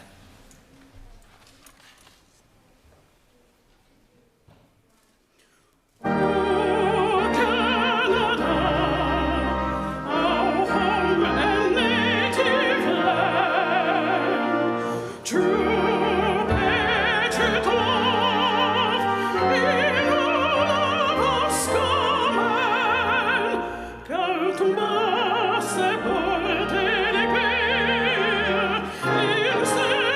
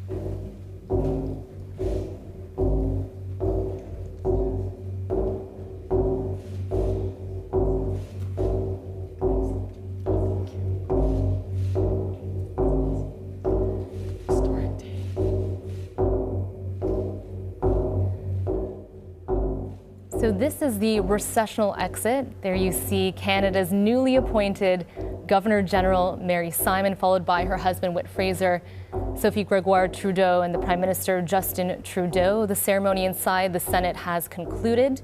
They are now following the usher of the black rod out. Now, the other participants and guests will stay inside, but you can hear in the background the drumming. That is the same drummer that we heard at the start of the ceremony, Elder David Sukok, who is now playing as they exit. And all the artists, which have been such a huge part of the ceremony, we heard from Métis singers, Inuk singers, people from Newfoundland and Labrador. All those performers are standing at the side as they leave the Senate, and they'll be going on to the National War Memorial, but not before they stop to talk to the performers. And again, this is the usher of the black rod leading out the newly appointed Governor General.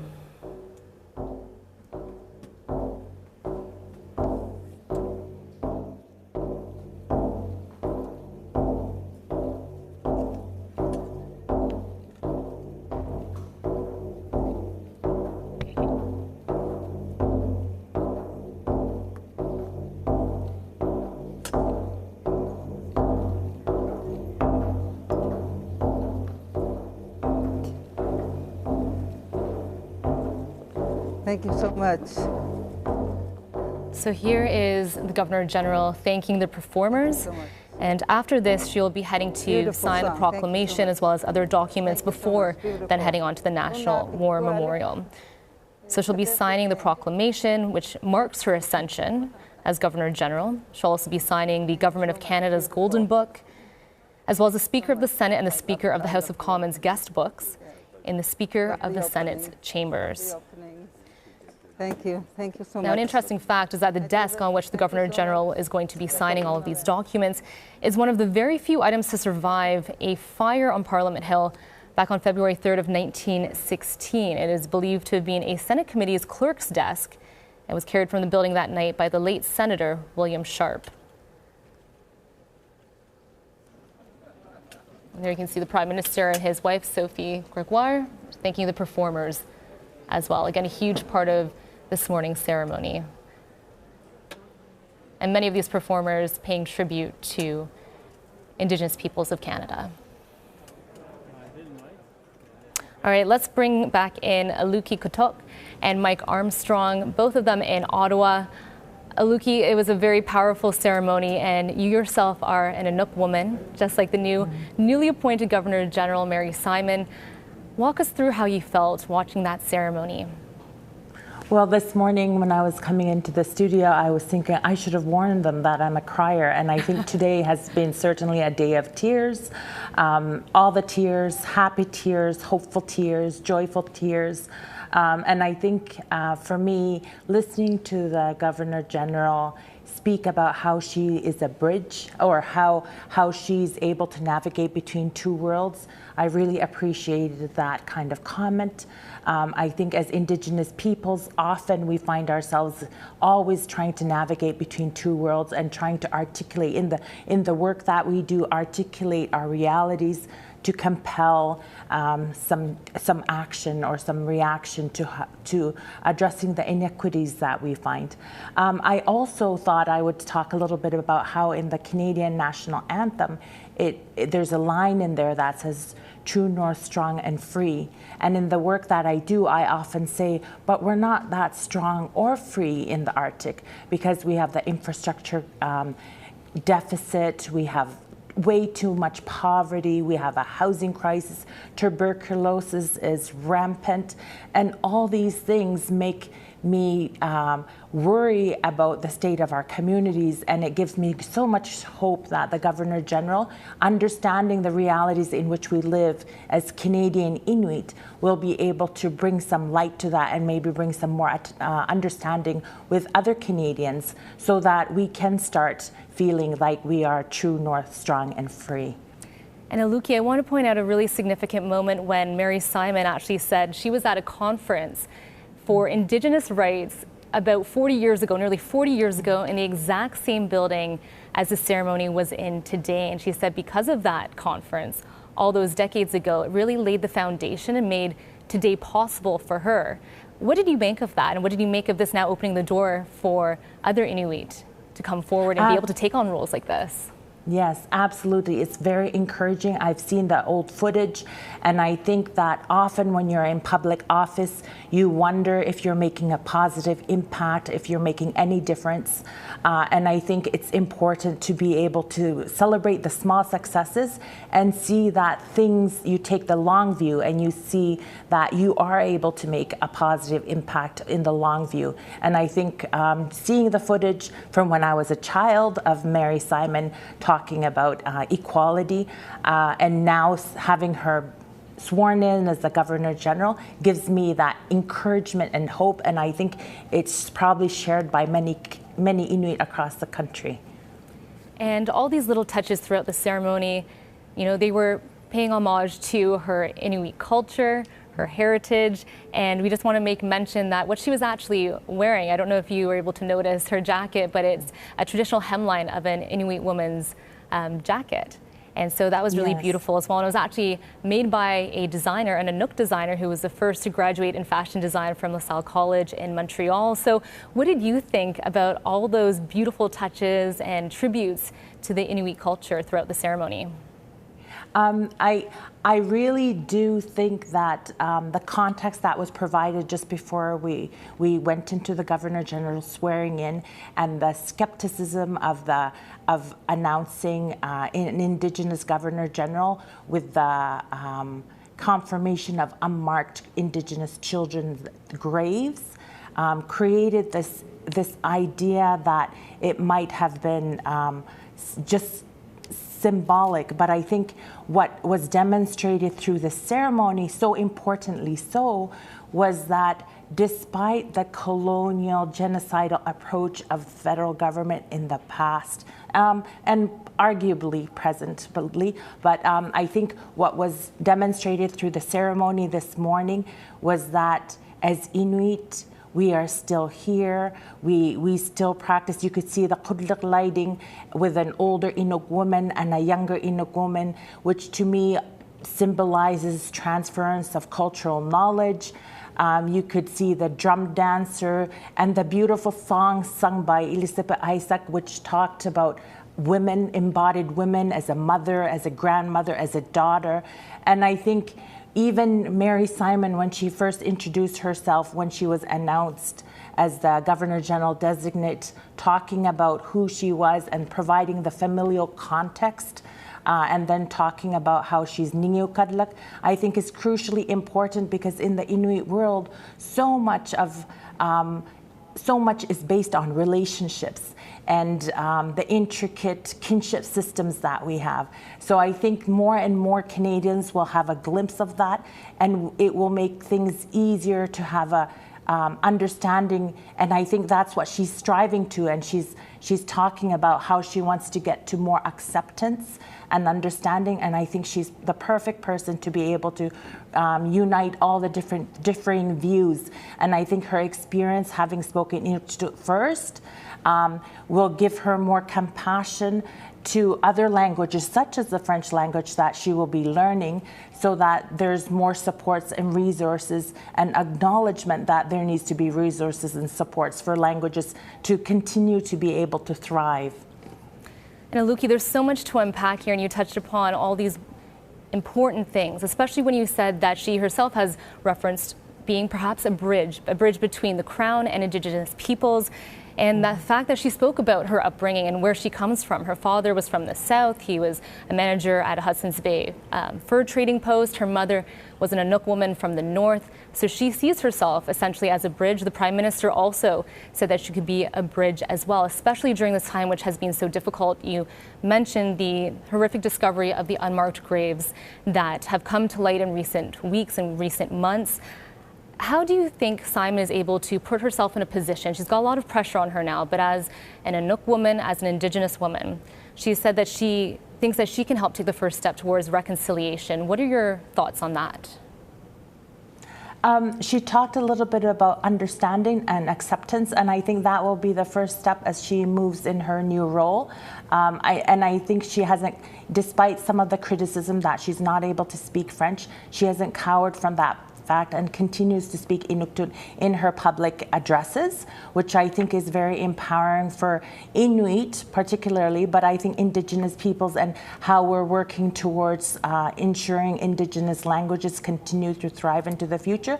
So I think bringing in that very collegial, accepting approach will be very useful when we're trying to achieve understanding across our country. All right, and Lukian, yes, she wasn't shy about it. She even said during the ceremony when she was speaking French, she stumbled a few times and admitted that she has some trouble, pronouncing some French words because French is not one of the languages that she speaks. I want to bring in Mike Armstrong now. So Mike, this is something that we've been speaking about. It's been one of the criticisms of the appointment of Mary Simon that she doesn't speak French, one of Canada's official languages. So Trudeau must have known this before appointing her. What do you think he thought about that in terms of it being a hindrance to her? And also, what are you hearing in the Quebec community about her not being able to speak French fluently? There has been some criticism of the fact that she doesn't speak French. It was to be expected. It's been called a political gamble. You have to go back a good 30 years, to reach the last Governor General that didn't speak French. Moments ago, you were discussing a reference that Mary Simon made in her speech to being in that hall in the same building in 1982 for First Ministers Conference. That actually has been an interesting thing to look at in recent weeks because it's been one of the pushbacks the government has made, and I'll explain why. Mary Simon was actually given time to speak at that First Ministers Conference by René Lévesque, then Premier of Quebec, who's an irreproachable figure in the defense of the French language, I would say. So the government has been pointing to that and said, if Mary Simon is good enough for René Lévesque, then she should be good enough for others as well. Okay, and now we've been speaking about quite a few things in terms of the French language, but we haven't yet spoken about, Mike, how we got to this point, because we were talking about before the Chief Justice, we saw in the ceremony there, him sort of signing over the duties to Mary Simon because he was filling in for the role of Governor General. That was Richard Wagner. So he was there, though. We've never really seen that in a ceremony before, someone filling in, handing it over to the Governor General. But that's because it's a little different this time because the former Governor General, Julie Payette, resigned amid a scathing workplace conduct review. We haven't touched upon that. I want to do that briefly. So Mike, tell us more about, her leaving the position and the state that she left sort of the workplace in for the Governor General moving forward. Yeah, it was pretty rough. She resigned in January after a report came out. There were allegations of bullying and belittling of employees that started coming out last summer. The federal government, Ottawa, brought in a consulting company, to do an investigation. That report was handed in to the government in early January. And really, the actions after that came quite quickly. The Prime Minister met with Julie Payette on a Wednesday. Payette resigned on the Thursday, and her resignation letter was made public on the Sunday. And it started off, it's interesting that letter started off by saying everyone has the right to a healthy and safe work environment, and it appears that was not always the case in the office of the Secretary of the Governor General. That first sort of part of her resignation letter put some of the blame on her top staffer. That's the way many people viewed it. Now, that top staffer was handpicked by her, was actually a close friend of hers that she had put in that position, and it was somebody with no experience in government. There were also other criticisms of Payette right off the bat. She didn't move into the official residence. She was slow to sign official documents, which sort of slowed down the government. And she broke with some traditions as well. She didn't visit Saskatchewan or Manitoba in her first 12 months on the job. Some have said that there were fire alarms going off from the Governor General early on, and the government didn't do anything about it. They let the fire spread, and that's why we are where we are today with a Governor General who didn't make it through her term. And there we see Julie Payette right there. So Mike, also there was a huge criticism of the government for not vetting Julie Payette properly. Usually they, in the Harper government, put in a process in place where you would speak to the former employees and get an idea of how this person was around their colleagues. But this didn't happen for Julie Payette. So how did it change this time around for the appointment of Mary Simon? If you go back, I mean, it's always sort of been the discretion of the Prime Minister who suggests, recommends the appointment to the Queen. Under Harper, actually, there was an advisory committee put together, and that committee is the one that actually brought forward the name of David Johnston, who was Governor General. When Justin Trudeau came into power, that advisory committee was disbanded, and the selection of Julie Payette was made very much sort of, again, at the discretion of Cabinet and the Prime Minister. Many people say that they sort of went with perhaps celebrity over suitability, and that there wasn't proper vetting done. In the sort of post-mortem, looking back at what went wrong, the Prime Minister has said, no, there was rigorous vetting. That said, Dominic LeBlanc, one of the ministers, has said, no, obviously there was some problems with the vetting process. Dominic LeBlanc, by the way, was part of the advisory committee that was put together in order to select this Governor General. And so in this case, it was put together on the advice of a committee. All right, let's shift our focus back to the newly appointed Governor General, Mary Simon, who you see right here. She is now signing the proclamation as well as other documents, making it all official. This basically marks her ascension to the role of Governor General. Again, she is the 30th Governor General of Canada, the first Indigenous person to fill this role, is the 13th Governor General under the reign of Queen Victoria. Oh, sorry, Queen Victoria, my apologies, Queen Elizabeth II. And I actually would like to bring in Aluki. Aluki, there are a lot of questions about the relationship between Indigenous peoples and the Crown, and we have to be very conscientious of saying that the Métis relationship versus the First Nations versus Inuit, they're all very different. But I want to get your take. Some people would say that the role of Governor General is maybe archaic or outdated, and that being a representative of the monarchy, it just doesn't add up. It doesn't make sense for someone to want to fill a role like this. But the Inuit, tell us about the relationship the Inuit have with the monarchy and what that's like, and what people are saying in the Inuit community about this appointment of Mary Simon. Well, actually, just last night I had a moment when I was, I haven't been using cash much, but last night when I was paying for the cab, I took out a Canadian dollar bill and I looked at it and I was like, wow, the Governor General, the Inuk Governor General was just speaking with this lady on my currency, right? And it was a moment to kind of have a, oh, wow, this is incredible. I think there's a lot, I mean, generally speaking, I think there's a lot of warm feelings towards the Queen. We know the Queen has come to Nunavut a number of times, and her son, Prince Charles, Prince of Wales, has come to Nunavut most recently. So I think that often we talk about the Queen, and there's a relationship with the Queen amongst Inuit. And I would say that Inuit, generally speaking, are quite proud of being Canadian, and the late Josie Kusugak, who I happened to be an executive assistant to for a period of time when he was president of Inuit Taperi Kanatami, had coined the phrase first Canadians, Canadians first, just to kind of demonstrate how Inuit have a relationship with Canada and the Crown.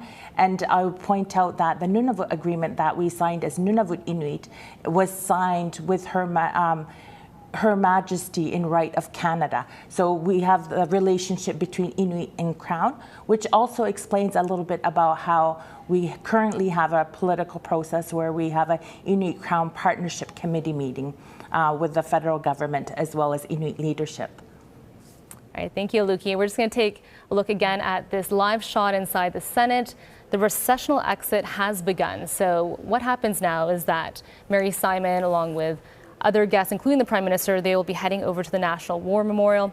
This is all led by the Usher of the Black Rod. Her Excellency, the Right Honourable Mary Simon, is going to be departing on foot for the War Memorial, along with the Minister of Canadian Heritage, as well as the Assistant Chief of the Defence Staff. And at this time, the Governor General's flag will be lowered from the Peace Tower. Now, in the past 25 years, there have only been 5 other Governors General to serve as Canada's head of state. Romeo LeBlanc, who we actually saw earlier today speaking with Prime Minister Justin Trudeau, he served from February 1995 to October of 1999. His son, Dominic LeBlanc, is the cabinet minister and a close advisor to Prime Minister Justin Trudeau. Adrian Clarkson took over in October of 1999 and stayed in the role until September of 2005. And here we see Michaela Jean. She was appointed in September 2005 and served for 5 years until September of 2010. Then came David Johnston, who took the reins in October of 2010 and served until October of 2017. It's usually a 5-year stint, but of course that can be extended. And that is when our most recent Governor General in 2017, Julie Payette, took over until January 22nd of this year. Now, Payette's sudden departure left a hole, and the Prime Minister turned to Canada's Chief Justice of the Supreme Court, the Right Honourable Richard Wagner, to assume the duties as Administrator for the Government of Canada. Now, he did that in addition to his role at the head of Canada's top court back in January. Reflecting on his time in the job, he said that I have gained a deeper understanding and appreciation for our institutions and have seen the strength of our constitutional monarchy up close and at work. It has been a reassuring realization and confirmation for me. We are fortunate to have these institutional mechanisms in place.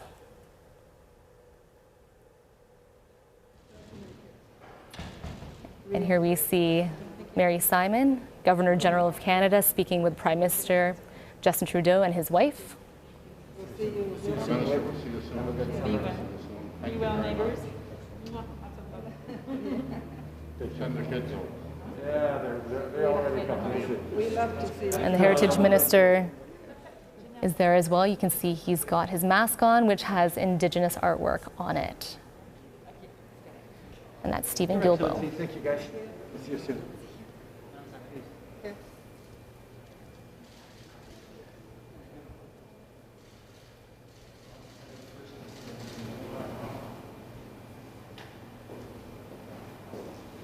And there we see Simon along with her husband and the usher of the Black Rod exiting the Senate, making their way on foot to the National War Memorial. And although crowds were not encouraged for the ceremony, you can hear some cheering outside. People have gathered to watch this momentous occasion from the outside of the Senate and to greet Mary Simon as she emerges as the newly appointed Governor General. And thankfully, it's a beautiful day in Ottawa. We heard from a few people that yesterday it was just a complete washout. So thankfully, the weather is cooperating today for the ceremony. Your Excellency, have a wonderful afternoon. Thank you. Very good. My pleasure. My honor. Excellency, Minister, good morning. Excellency. Now, as she makes her way over to the War Memorial, what's going to happen now is Mary Simon is going to be inspecting a guard of honor, and she'll be laying flowers in honor of Canada's fallen. This is the acting chief of the defense staff escorting her over to the War Memorial.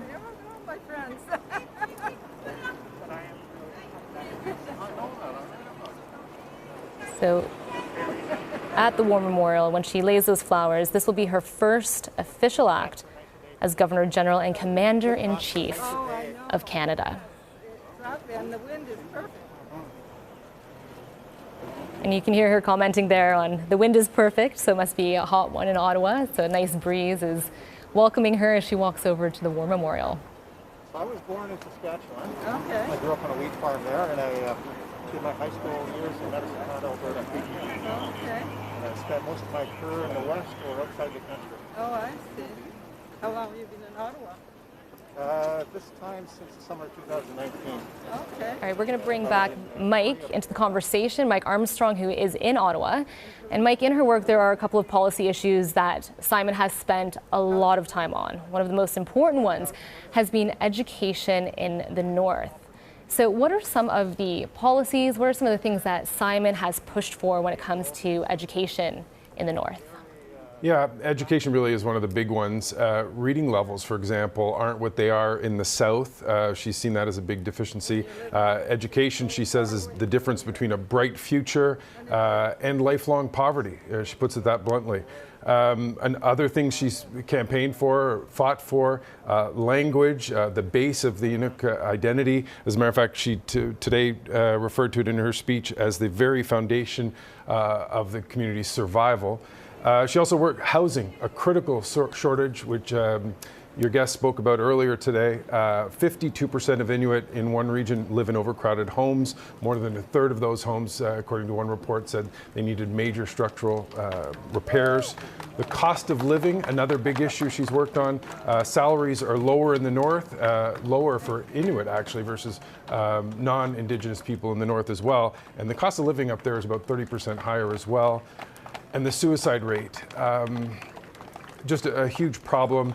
Overall, in Canada, the Indigenous rate of suicide is about 3 times higher than the national average.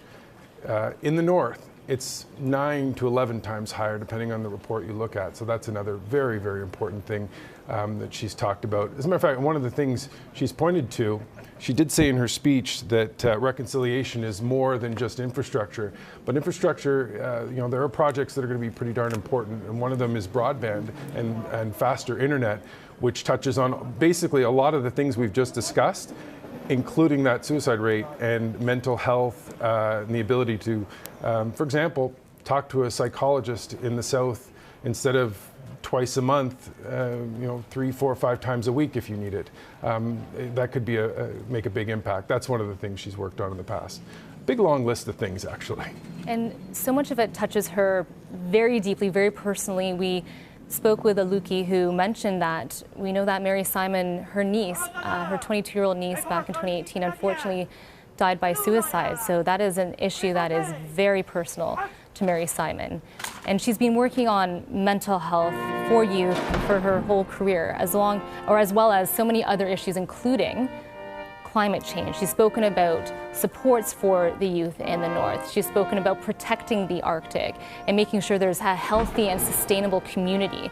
So what else has Simon been doing to bring attention to this? And what do you think she will be doing in her role as Governor General now?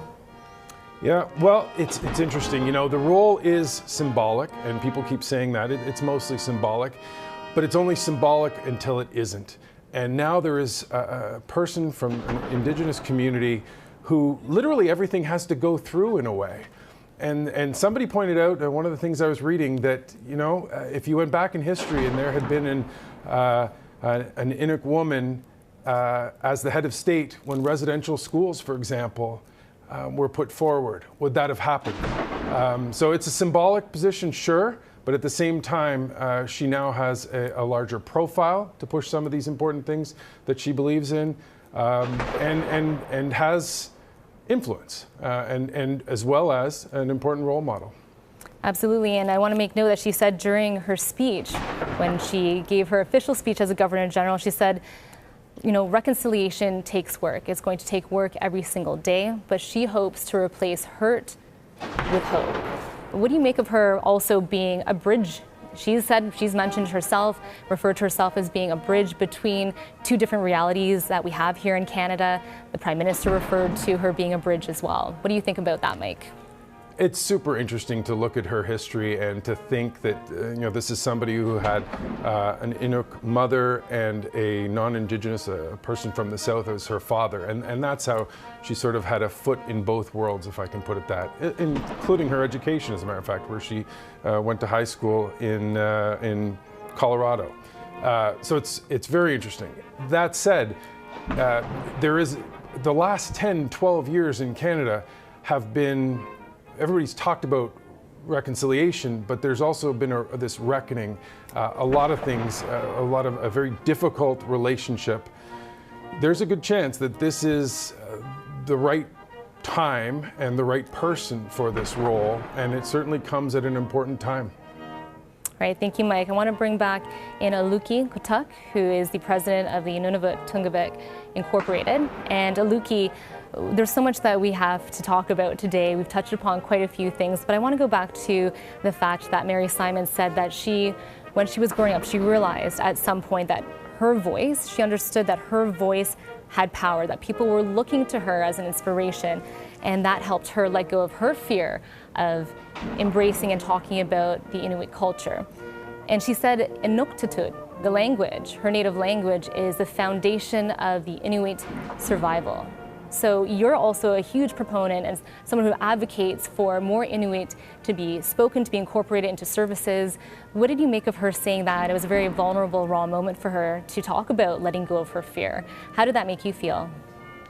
I really appreciated it, and I think that's part of the hopefulness that I feel, is that for quite some time we've been advocating, and I would argue that Inuit started the land claim process, and part of the pivotal catalyst for that was Inuit language and Inuit culture, to be able to live with dignity as who we are.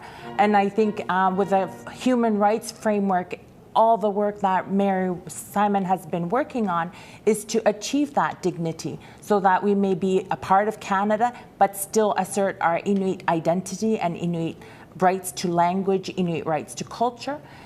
So I think all that she said was very encouraging for us, and I think one of the main things that I often advocate for is that Inuit need to live in dignity and need to be able to receive essential public services in Inuktitut, whether it be in health, whether it be in justice, whether it be in education. And I argue that all these are of when an Inuk is not able to receive these services in Inuktitut, it's a public safety concern. And I think having the Governor General of Canada speak to the importance of Inuktitut and all other Indigenous languages, I think will help us catapult a little bit further in our advocacy for Inuit language rights. All right, and Aluki, can you talk a little bit about what it would have been like for Mary Simon when she was a little girl growing up in the North, and for her to have come to this point in her life where she is now being appointed the Governor General of Canada, sort of the juxtaposition of those two things, and perhaps what it was like for her, what it would have been like for her growing up in the North, compared to what it would be like for youth, Inuit youth now growing up in the North. Has things changed? Have they progressed, would you say? I think when she told the story about where she came from and how she grew up, it's not very different from many of the stories of our parents' generation, where Inuit lived out on the land before there were settlements that were established, where Inuit were sent to school, where Inuit were encouraged to take part in the wage economy. So much of what she talked about was hunting and gathering.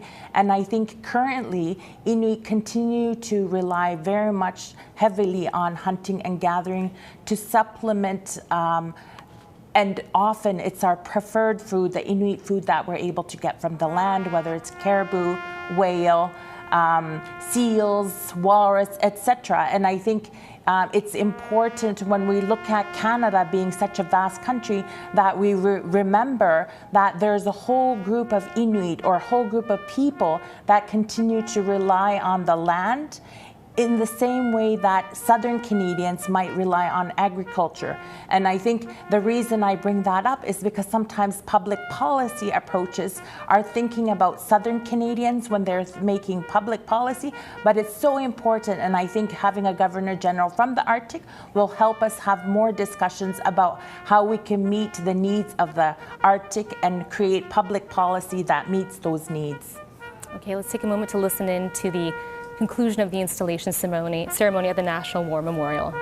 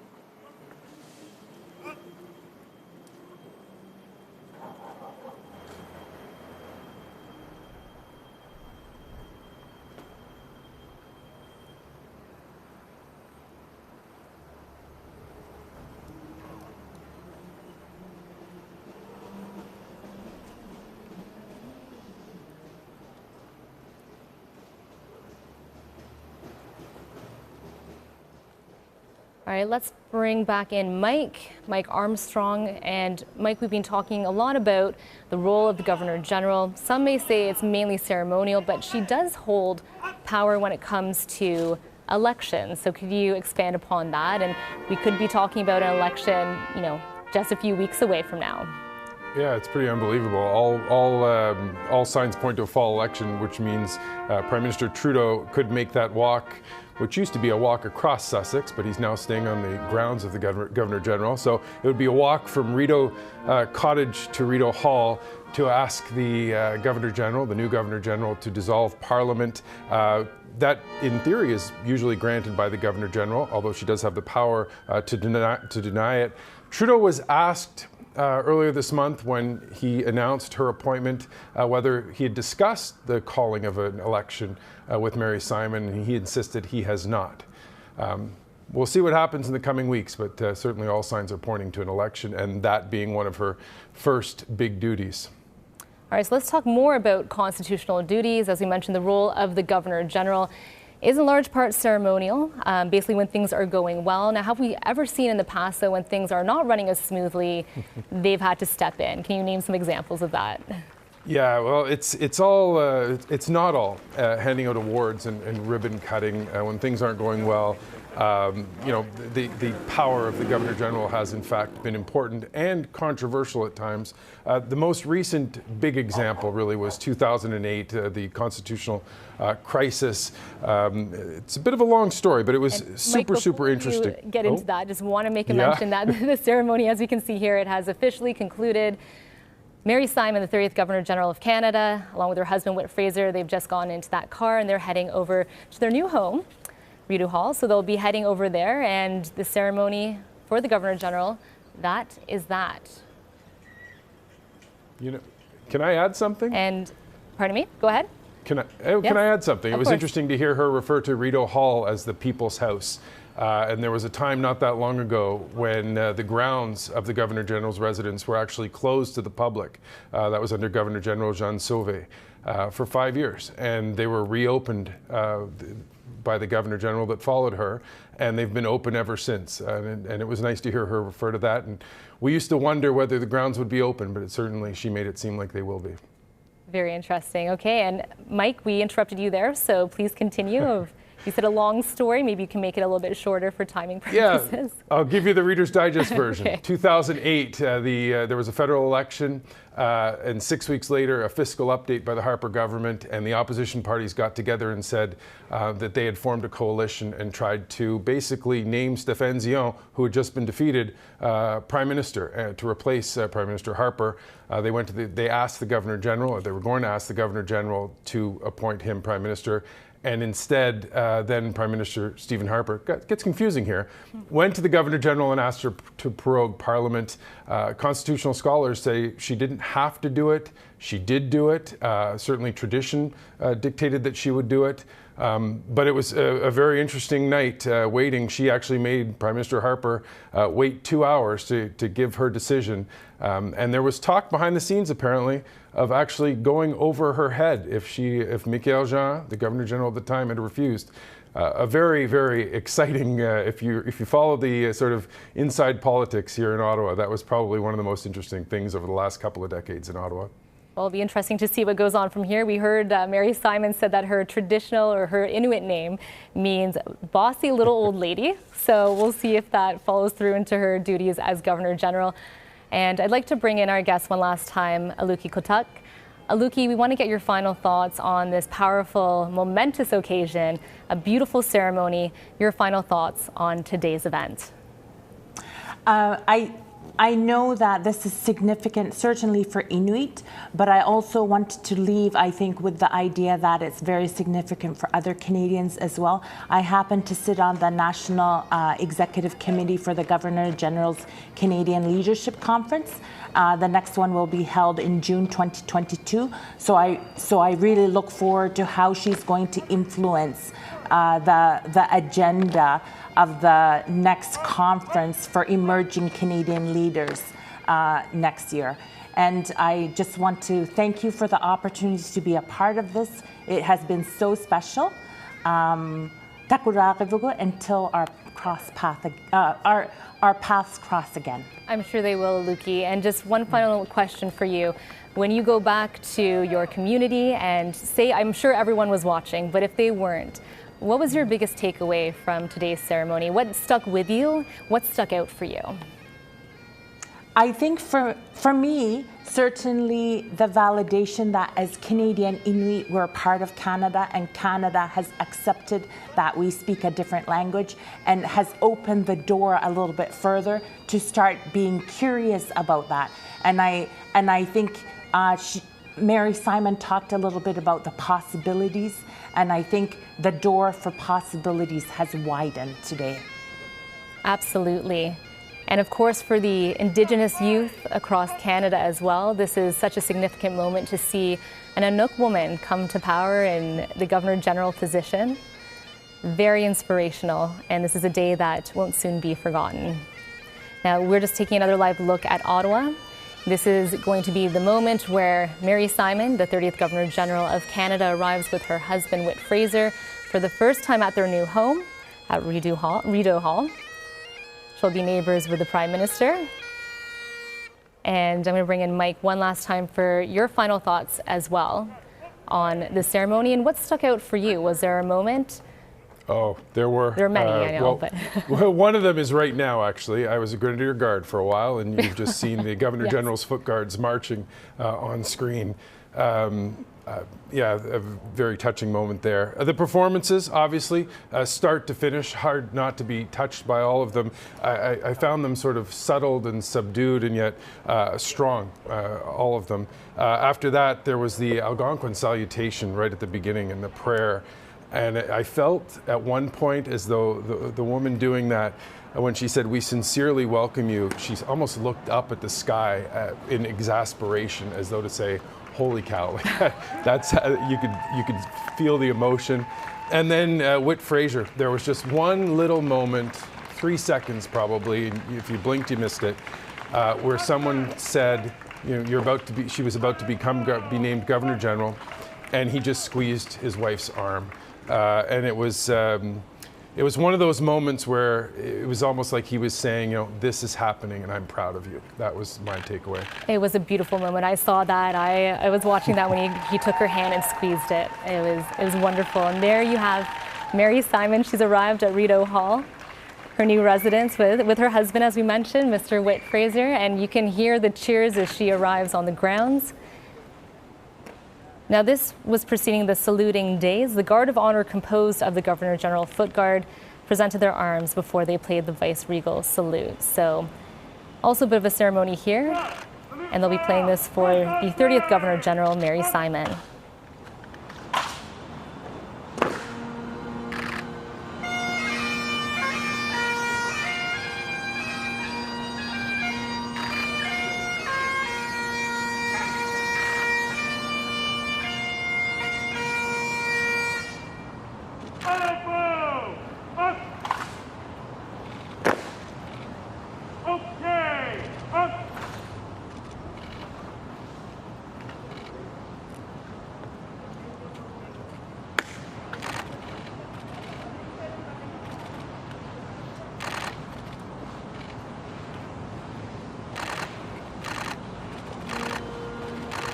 Very busy morning and early afternoon for Mary Simon. What's happening now is that the Guard of Honor is going to shoulder their arms, and Mary Simon, Governor General, is going to conduct an inspection of the Guard, as we can see her doing here.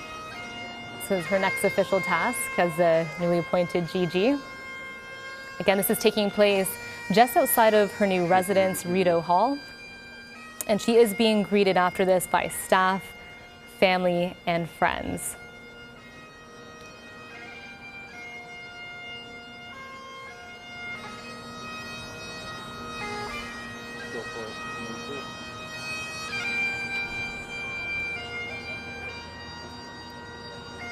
And Mike, you mentioned that you were part of the Guard, so you know all about this. So give us some insight into what's happening here and the meaning of it all. Well, I'll say one thing, and it's unfortunate. This summer and last summer, the changing of the guard and the guards standing on sentry at Rideau Hall has been canceled. There's still sentry at the Tomb of the Unknown Soldier in downtown Ottawa, but what you're seeing now really hasn't happened for 2 summers in a row. I would suggest that Mary Simon's going to want to get used to what she's doing right now, because this is going to be something she'll do it not just in Canada, but on visits everywhere she goes. And I remember being being inspected by Jean Sauvé, the Governor General at the time, and they told us, don't talk to her, don't talk to her. But then when she stops and talks to you, you have no choice but to talk to her. But this would be quite a proud moment for the men and women that you're seeing there in front of you. I believe most of them, see, if you look on their collars, you'll see grenades or another symbol. So the foot guards are sort of that star type symbol, and the grenadier guards are the grenade. You can also tell the different color plumes. The foot guards are the red plume in the bearskin, and the white plumes are the grenadier guards.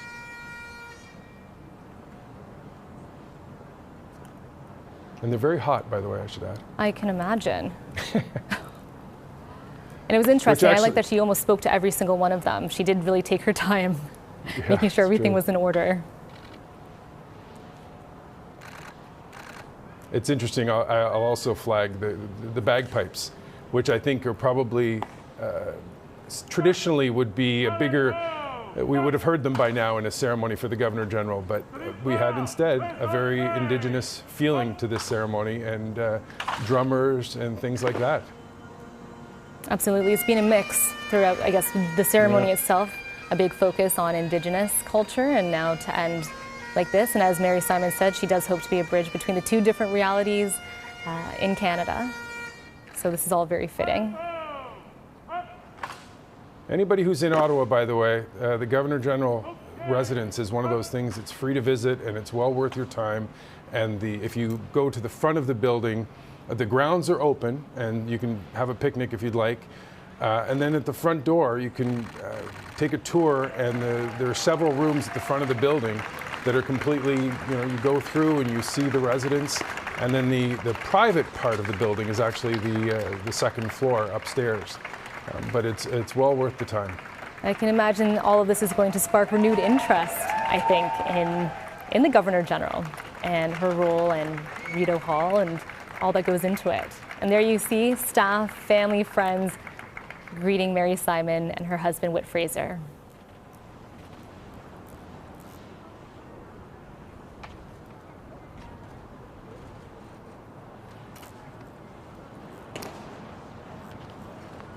There's a room on the right side of the building when you go in the front door that actually used to be a tennis court inside. It can be turned into a tennis court. I don't think they've done that in many, many decades, but when you get in there, it's something to see. And so a lot of very important ceremonies, the Order of Canada, for example, that's handed out in there, things like that. And so I'm assuming all the renovations have been completed. It's ready to move in right away, which they're doing today. Do we know what's happening next for Mary Simon? And what's going to be the next meeting she has, or the next ceremony she attends, or is it sort of quiet for now as she basks in the newly appointment title, the new title of being the Governor General? That's an excellent question. I'm not sure. One reference she did make, though, was that she looked forward to meeting different members of the military. She didn't say in the coming months or weeks, she said coming days. So there are obviously a lot of people for her to meet. And a lot to get acclimated to, and the Prime Minister's coming knocking at some point soon, so she'll have some reflection to do on that as well. Well, it has been a busy month. She was just announced as being the Governor General on July 6th, and here we are on the 26th. Usually people were expecting it to be in the fall, for it to take much longer than this, but it was important, obviously, to get someone in the role. Is it strange of me to say I hope she does some interviews? Because I'd like to hear what her reaction was when she was asked. I've been reading a little bit about, for example, Brian Mulroney asking Ray Natition in 1990 to be Governor General, and how he broke down crying. and said he was thinking about his late father and what he would think if he knew his son was being asked. And Brian Mulroney's answer, by the way, was to laugh and say, my father too would be shocked if he knew I was the one that gets to ask. And there was one other great moment in asking that Governor General. Raina Tishon was told not to tell anyone, it couldn't get out. He said, can I tell my wife? And Brian Mulroney said, yes, of course, you can tell your wife as you're deciding. And he said, well, I have one other favor for you. And Mulroney said, what's that? And he said, if something happens to me between now and going back to Ottawa, could you please make sure it leaks out that I was offered? Because he wanted to know he'd been offered Governor General. So many stories to tell, and so many stories we will be able to tell. But we would love to hear, yes, from Mary Simon herself. I want to hear her thoughts on the ceremony, how she found it, what she was feeling throughout all those beautiful Indigenous performances. But here she is taking time with her friends and family. So we're going to wrap it up here. That concludes the ceremony for the installation of the 30th Governor General. It's been an historic day for Canada. Thank you so much to our guest, Aluki Kotak, the president of Nunavut Tungavik Incorporated, and of course our Mike Armstrong, Global National's Quebec correspondents, both of them in Ottawa. Thank you for your insight. That concludes our live coverage of the installation of Mary Simon, our country's 30th Governor General. For more on this historic event, head to globalnews.ca, or you can tune in tonight to Global National. Time now for a short break. You're watching Global News.